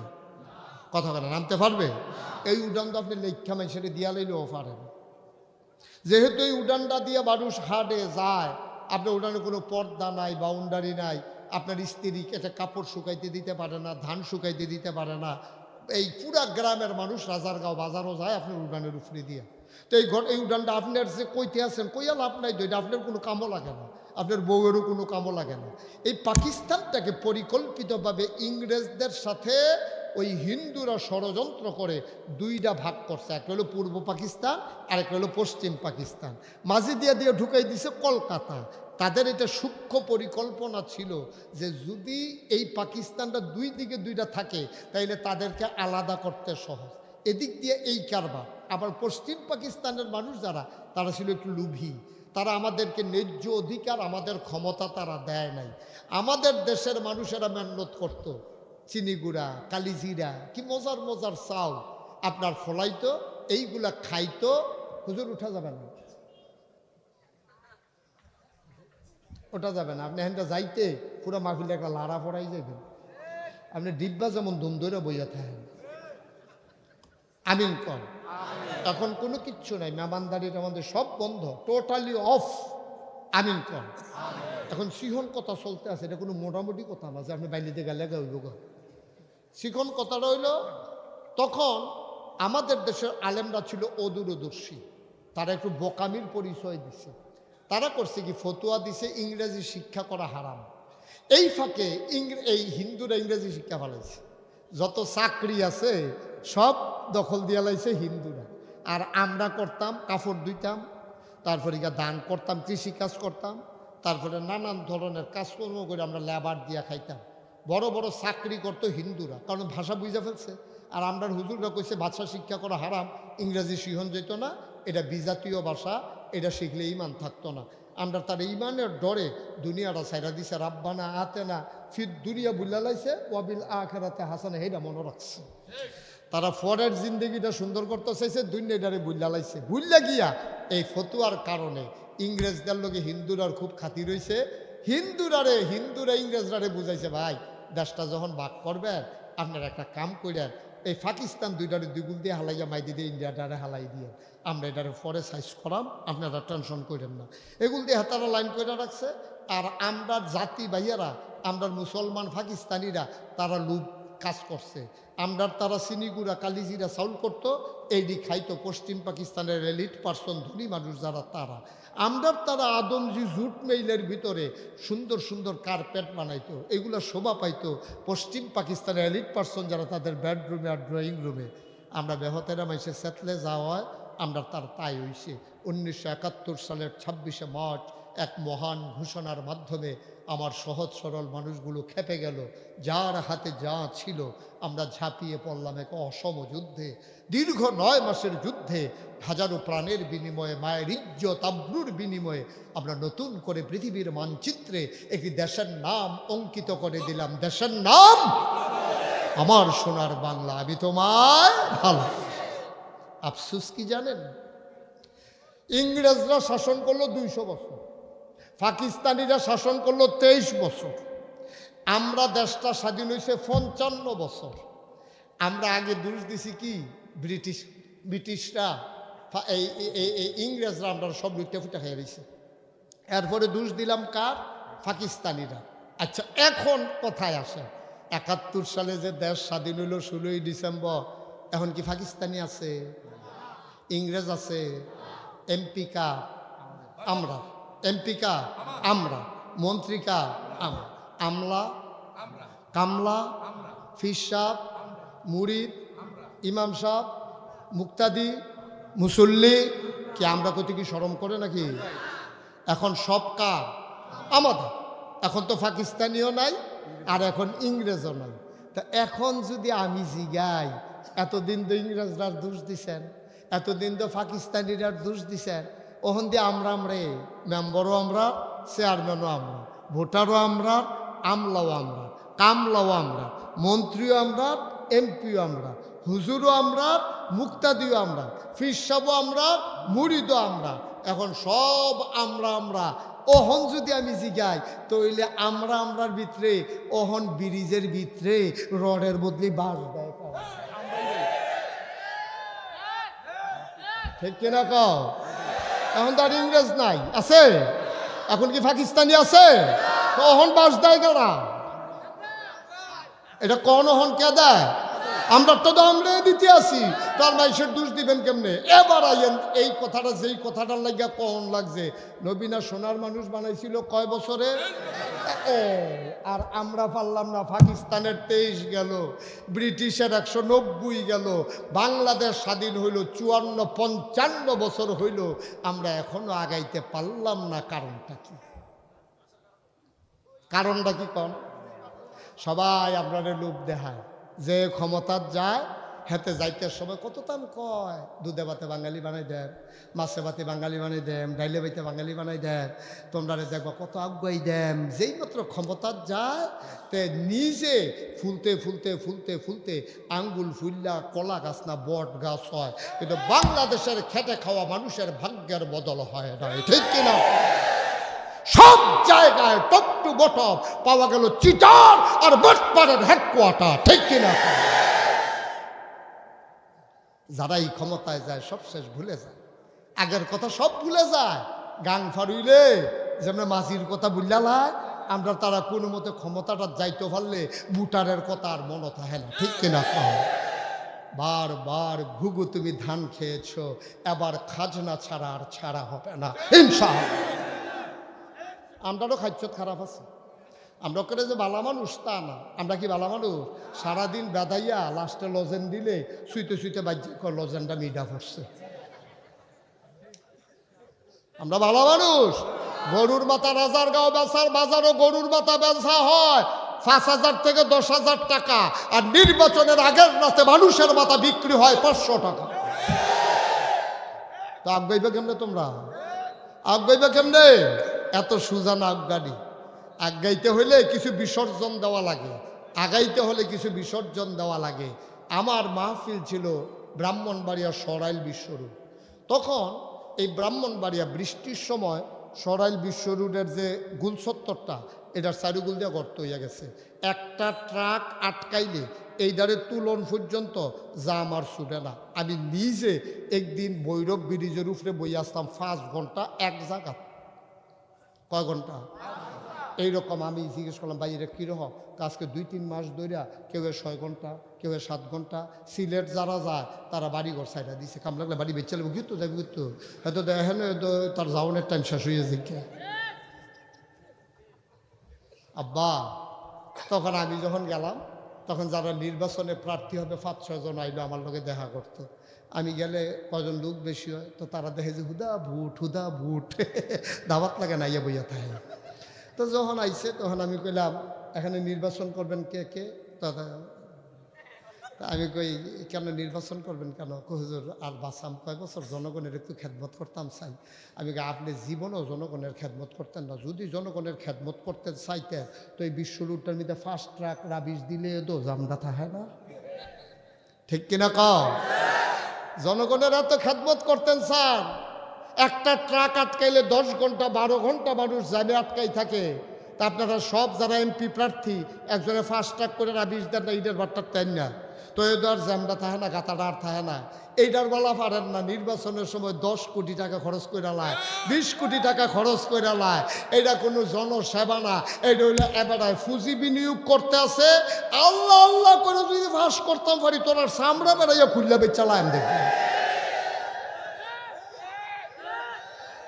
ঠিক কিনা কর? কারবার হচ্ছেও তাই, কারবার হচ্ছেও তাই। খেদমত করতে হইলে ক্ষমতা লাগে না, অহংকার গর্ব না। আমি মুশতাক ফয়েজিদ, করোনা যখন হয়েছে আমি রাত্রে 12টা 1টায় আমি বাজার করে করে বাজারের ব্যাগের ভিতরে বাজার নিয়ে, আমি তো চিনি কোন ঘোর গড়া গরিব, আমি তো ধনী মানুষ না, কিন্তু আমি আমার সামর্থ্য অনুযায়ী আমি এই করোনা চলাকালীন যারা বাজারে যেতে ভয় পেত, যাদের চাকরি ছিল না, যাদের কামাই রোজগার ছিল না, 12টা 1টায় সেজন্য লজ্জা না পায়, এই জন্য আমি 12টা 1টায় আমার গাড়ি নিয়ে আমি দরজার ভিতরে নক করে আমি দিয়ে আসছি। কই আমি তো চেয়ারম্যানও না, আমি তো এমপিও না, আমি তো মন্ত্রীও না, কখনো চিন্তাও নাই। তো খেদমত করতে গেলে আপনি তো পারেন।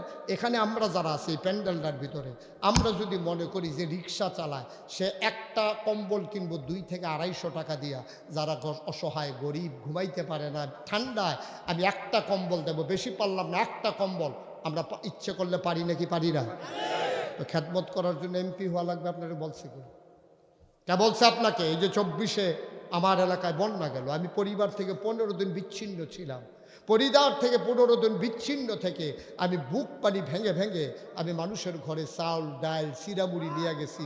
লোকজন আমার দেখে চোখের পানি ছেড়ে দিছে, হুজুর আপনি গোসল করতে নদীতে নামেন না, ওয়াশরুমে গোসল করে আর পানিতে নেমে গেছে। আমিও কেঁদে কেঁদে বলেছি যে আপনারা সবসময় আমারই দেখতে মন চায়, আমার মন চায় না আপনাদেরকে দেখতে। একটু অনুভূতি, একটু অনুভূতি, একটু নিজের বিবেকটাকে জাগান, একটু জাগান। এই যে আমার ভাই, উনি এসে দেখছে একতলার এই একটা টিনের ঘর, উনি বলছে যে আপনারা শুরু করেন, দেখে আমি কটুক কী করা যায়। এই যে আমার ভাই টাইলসের ব্যবসা, উনি এসে বলছে ঠিক আছে আপনারা আগান, টাইলসের বিষয়টা আমি বিবেচনা করতেছি। এমনি তো হয়, কি করবেন টাকা দিয়া? আপনার পেটটা ভরে গেলে আপনার যদি ফিডায় কেউ পিটায় ধইরা আপনি খাইতে পারবেন? আমার জীবনের অভিজ্ঞতা, একটা লোক কবুল হওয়া মাহফিল থেকে উঠে যাবে না, একটা লোক কবুল হওয়া মাহফিল থেকে চলে যাবে না। মায়ের জন্য দোয়া করব, বাবার জন্য দোয়া করব, আব্বা আম্মার কবর যেন জান্নাতের টুকরা হয়ে যায়। আজকে যদি বাবা বেঁচে থাকতো, অপারেশন লাগতো, 10 লক্ষ টাকা হইল, বাবার অপারেশন করাই দিতাম। মায়ের যদি চিকিৎসা লাগতো, লক্ষ লক্ষ টাকা খরচ করতাম। মায়ের বাবার কবর যেন জান্নাতের টুকরা হয়ে যায়, এই আশায় একটা লোক লাভ দিয়া দাঁড়াও, হুজুর দোতলার কলামগুলা উঠে গেছে, ছাদটা দেওয়া দরকার, হুজুর দোয়া করে দেন। আমি পাটোয়ারি, যেমন করে একতলার ছাদরা দিয়ে দিলাম, হুজুর দোয়া করে দেন দোতলার ছাদটাও মায়ের নামে বাবার নামে দিয়ে দেব ইনশাআল্লাহ। মাওলা কবুল করো, মঞ্জুর করো। আয় আল্লাহ, দানের হাদিয়া সোনার মদিনায় পৌঁছে দিও। ছাদটা হয়ে গেলে বাকিটা সবাই মিলে আগাই ফেলবে ইনশাআল্লাহ। পারবেন ইনশাআল্লাহ? আলহামদুলিল্লাহ, মাশাআল্লাহ। বলেন মারহাবা, জোরে বলেন মারহাবা। আমার ভাই জনাব আলহাজ কবি জামশেদ ওয়াজেদ পাটোয়ারি, কবি যারা তাদের মন বড় নরম থাকে, তারা ভাবুক মানুষ, তাদের হৃদয় নিয়ে খেলা, মানুষের অন্তরে তারা নাড়া দিতে জানে, মানুষের দুঃখে তারা কাঁদতে জানে, মানুষের সুখে তারা হাসতে জানে। আমার কবি পাটোয়ারি, আল্লাহ আমি যেমন করে বলেছি আমার শরম দেয় নাই, লজ্জা দেয় নাই। দোতলার ছাদের খরচটা আমার ভাই দিয়ে দেবে, মারহাবা। কবুল করো, মঞ্জুর করো, মনের আশা পূরণ করে দাও। দানের হাদিয়া সোনার মদিনায় পৌঁছে দাও। কামাই রোজগারের রহমত আর বরকত বাড়াই দিও। যেই পথে চললে তুমি খুশি, তোমার হাবিব খুশি, সেই পথে চলার তৌফিক দান করে দাও। একটা লোক লাভ দিয়া দাঁড়াও, হুজুর দোতলায় যেই জানালাগুলা লাগবে, জানালা দরজাগুলা হুজুর আমি দিয়ে দেব। আবার সোনার টুকরার এখানে আছে, এলাকার গণ্যমান্য ব্যক্তিবর্গ এখানে আছে, পারবেন? কয়েকটা জানালা, কয়েকটা দরজা, বেশি কিছু না, ইনশাআল্লাহ আল্লাহ ঢেলে দেবে, নিয়ে কুলাইতে পারবেন না। আল্লাহ আল্লাহ তুমি কবুল করো, কবুল করো, কবুল করো। আছেন একজন আমার ভাই যে হুজুর ইনশাল্লাহ দরজা জানালা, কয়টা জানালা, কয়টা? ছয়টা। ছয়টা জানালার দরজা চারটা। আচ্ছা, এই দুইজনে ভাগ করে দেন, একজনের ছয়টা জানালা দেন যে হুজুর ইনশাআল্লাহ আমি ছয়টা জানালা দিয়ে দেব, আল্লাহ যেন কবুল করে, প্রাণ ভরে দোয়া করে দেবো ইনশাআল্লাহ। আপনি নিজের থেকে দেওয়া লাগবে তা না, আপনি অনেক বড়।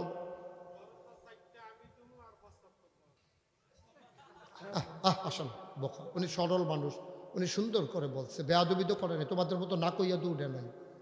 সাইডে আসেন। কি নাম আপনার? জনব। অনেক সুন্দর, ফ্যাশনেবল মানুষ না? Fine, thank you. মুসলমান তো এমনই হওয়া চাই। আমার পাটোয়া কি ভাই?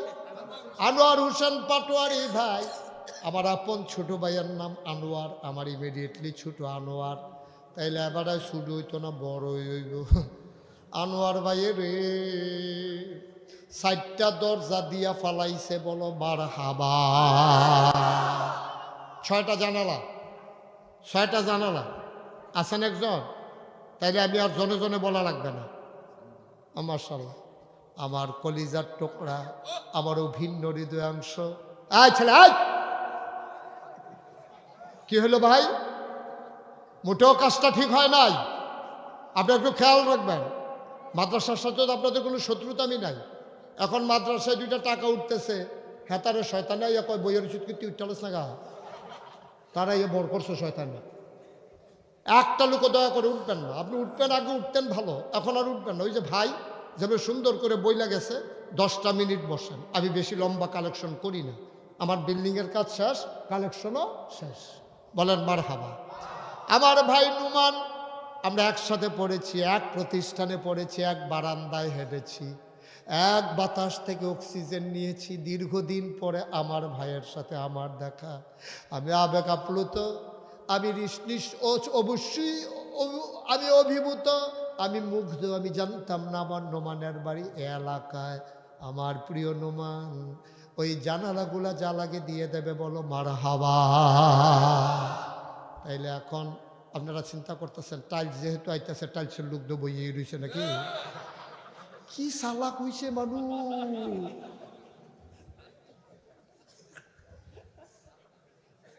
টাইলস ইনশাল্লাহ ভাই, তো টাইলস আছে, ভাইয়ে আছে। তোমরা খালি যদি বিল্ডিং বাড়াইতে পারো, 5তলা করবা, টাইলসের ব্যাপারে কোনো চিন্তা, ভাইয়ে আছে। মারহাবা কয় না রে? মাশাআল্লাহ। দোতলায় যত টাইলস লাগবে, ফ্লোর টাইলস, স্কেটিং, বাথরুম, ওয়ালে টাইলস করবেন না, দরকার নাই। এই যত টাইলস লাগে, আমার ভাই জাহাঙ্গীর আলম ভাই, উনি সুন্দর মানুষ মাশাআল্লাহ, কোরআনের কথাগুলো শুনে শুনে চোখের পানি ছেড়ে দিয়ে কেঁদেছে। ভদ্র মানুষ, সজ্জন মানুষ, টাইলসগুলো দিয়ে দেবে আমার ভাই, বলো মারহাবা। তাইলে বাকি রইল কি? আমাদের ছাদ হয়ে গেছে একেবারে প্লাস্টার সহ, তারপরে আপনার দরজা হয়ে গেছে, জানালা হয়ে গেছে, টাইলস হয়ে গেছে। এখন জানালার মাঝে যেই দরজাগুলা ইট লাগবে, কয়েক হাজার ইট লাগবে, বেশি লাগবে না? কি 12,000 ইট? কি 700? আরে শুধু ওয়াল আবার 12,000 ইট লাগে কেমন? জানালা দিতেন না, দরজা দিতেন না?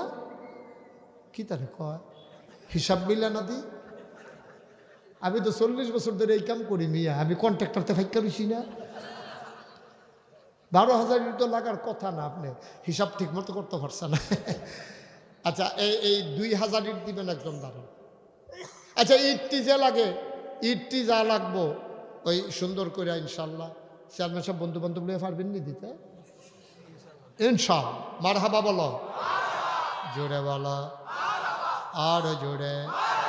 আমার চেয়ারম্যান যত ইট লাগে রে, আবার সাইয়ান 3 তালাত নিয়ে লাই লাগাই রে, উনি বললাম শুধু দুতলা ইট দিব। ঘটনা তো একটা মনে পড়ছে, কইলে তেমনি আমরা গ্রামও, এই পাটোয়ারি ভাই, আমরা গ্রামের ধনী মানুষ আছি। তো আমরা গ্রামের পাশের গ্রামে একটা মাদ্রাসা আছে। তখন আমাদের এলাকায় যানবাহন ছিল কম, নৌকায় চলতো বেশি। তো পাশের গ্রামের তারা ধান কালেকশন করতে আইসে, নৌকা লই আমরা, এই খেয়াল করে শোনো, পাশের গ্রামের মাদ্রাসার হুজুরে ধান কালেকশন করতে হয়েছে আমরা গ্রামও। তো ওই আমরা গ্রামের যে ধনী মানুষটা আবার কয়, এই হুজুর সারাদিন এমনি নৌকা দিয়া কয় মন ধান পান? কয় বেশি পাই, কো যায় পাই। কয় আপনি পুরা দক্ষিণ ভারতে যত ধান পান এর ডাবল ধান আমি আপনার দিয়া দেবো, যাইতে দেখা করে যাই। তো এই কথা কইছে পরে হুজুরে করছে কি আরেকখানো গিয়া পুরা নাও বুঝাই করছে, ভাই আপনার মাথা নেন না, ধানটি দিয়া যায় নাওটা বুঝাই করেন, একটা কাম আছে। আরেক তারার ধান এবারে নৌকা বুঝাই করে স্যার এটি পাইছি। হ্যাঁ বড় তো মনে করছে, হ্যাঁ সাই এখন ধান এটারে ঘুরাই আরেক খালে দিয়ে নি হেতারা বাইক দিয়া এবার বাইক আইসে পড়ে, এবারে 2 নৌকা ধান দিয়া দিছে। হুজুরে নিয়ে কাম করে।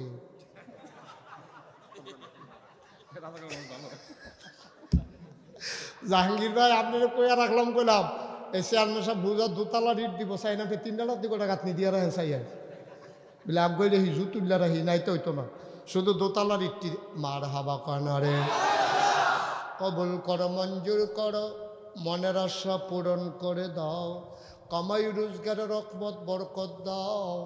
ইট হয়ে গেল, কিছু সিমেন্ট লাগে, একজন লোক লাভ দিয়া দাঁড়াও।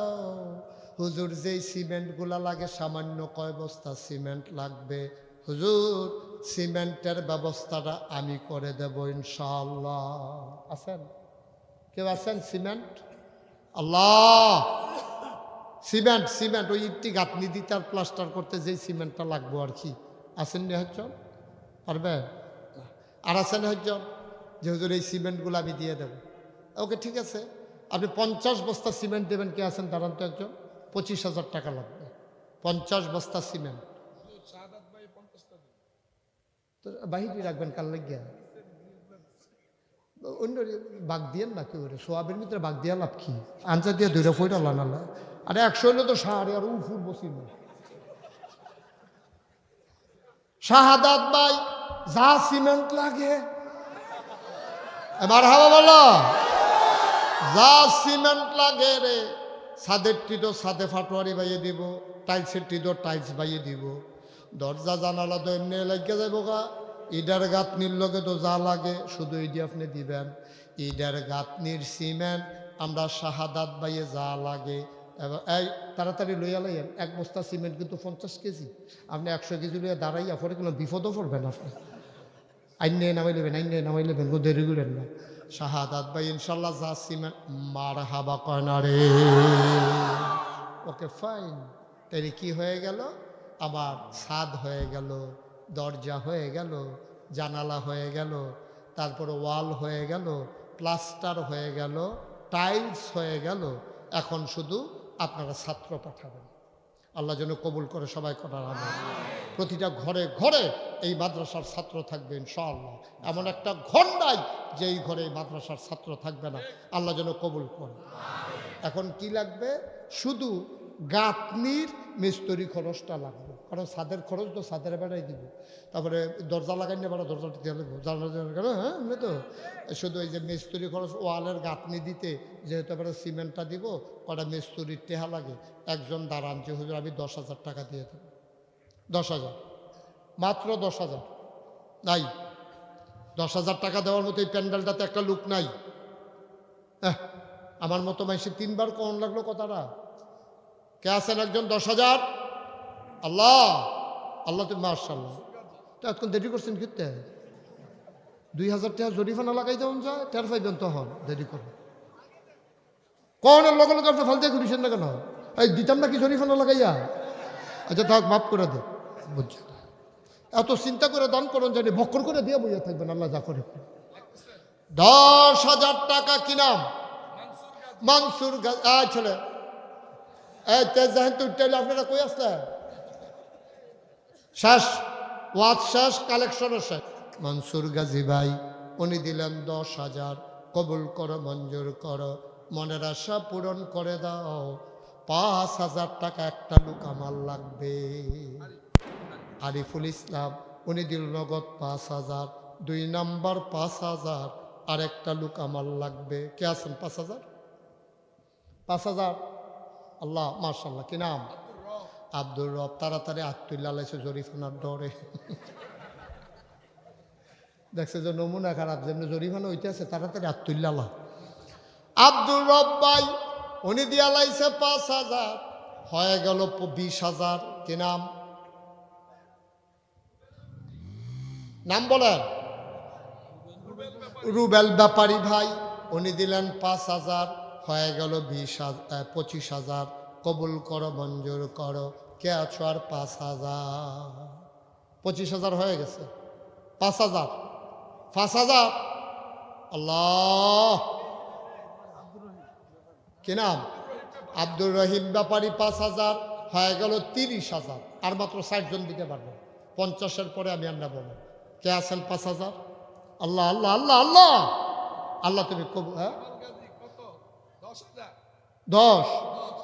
আল্লাহ, এবার যদি আরো 3-4টা 8 থাকতো আরো বাড়াই দিতে পারলো। 2 হাতে 5 আঙ্গুল করে আছে, 10,000 দিছে। 4টা 8 থাকলে আমার মনে হয় 20,000 পাই। আল্লাহ বুঝলে আমার ভাইয়ে দিয়া লাইছে 10,000। হয়ে গেল জামাল ভাই কত হয়েছে রে? 40,000। আর মাত্র 2 জন। ধন্য মায়ের ধন্য সন্তান। শেষ ভালো যার, সব ভালো তার। 2টা লোক দরকার।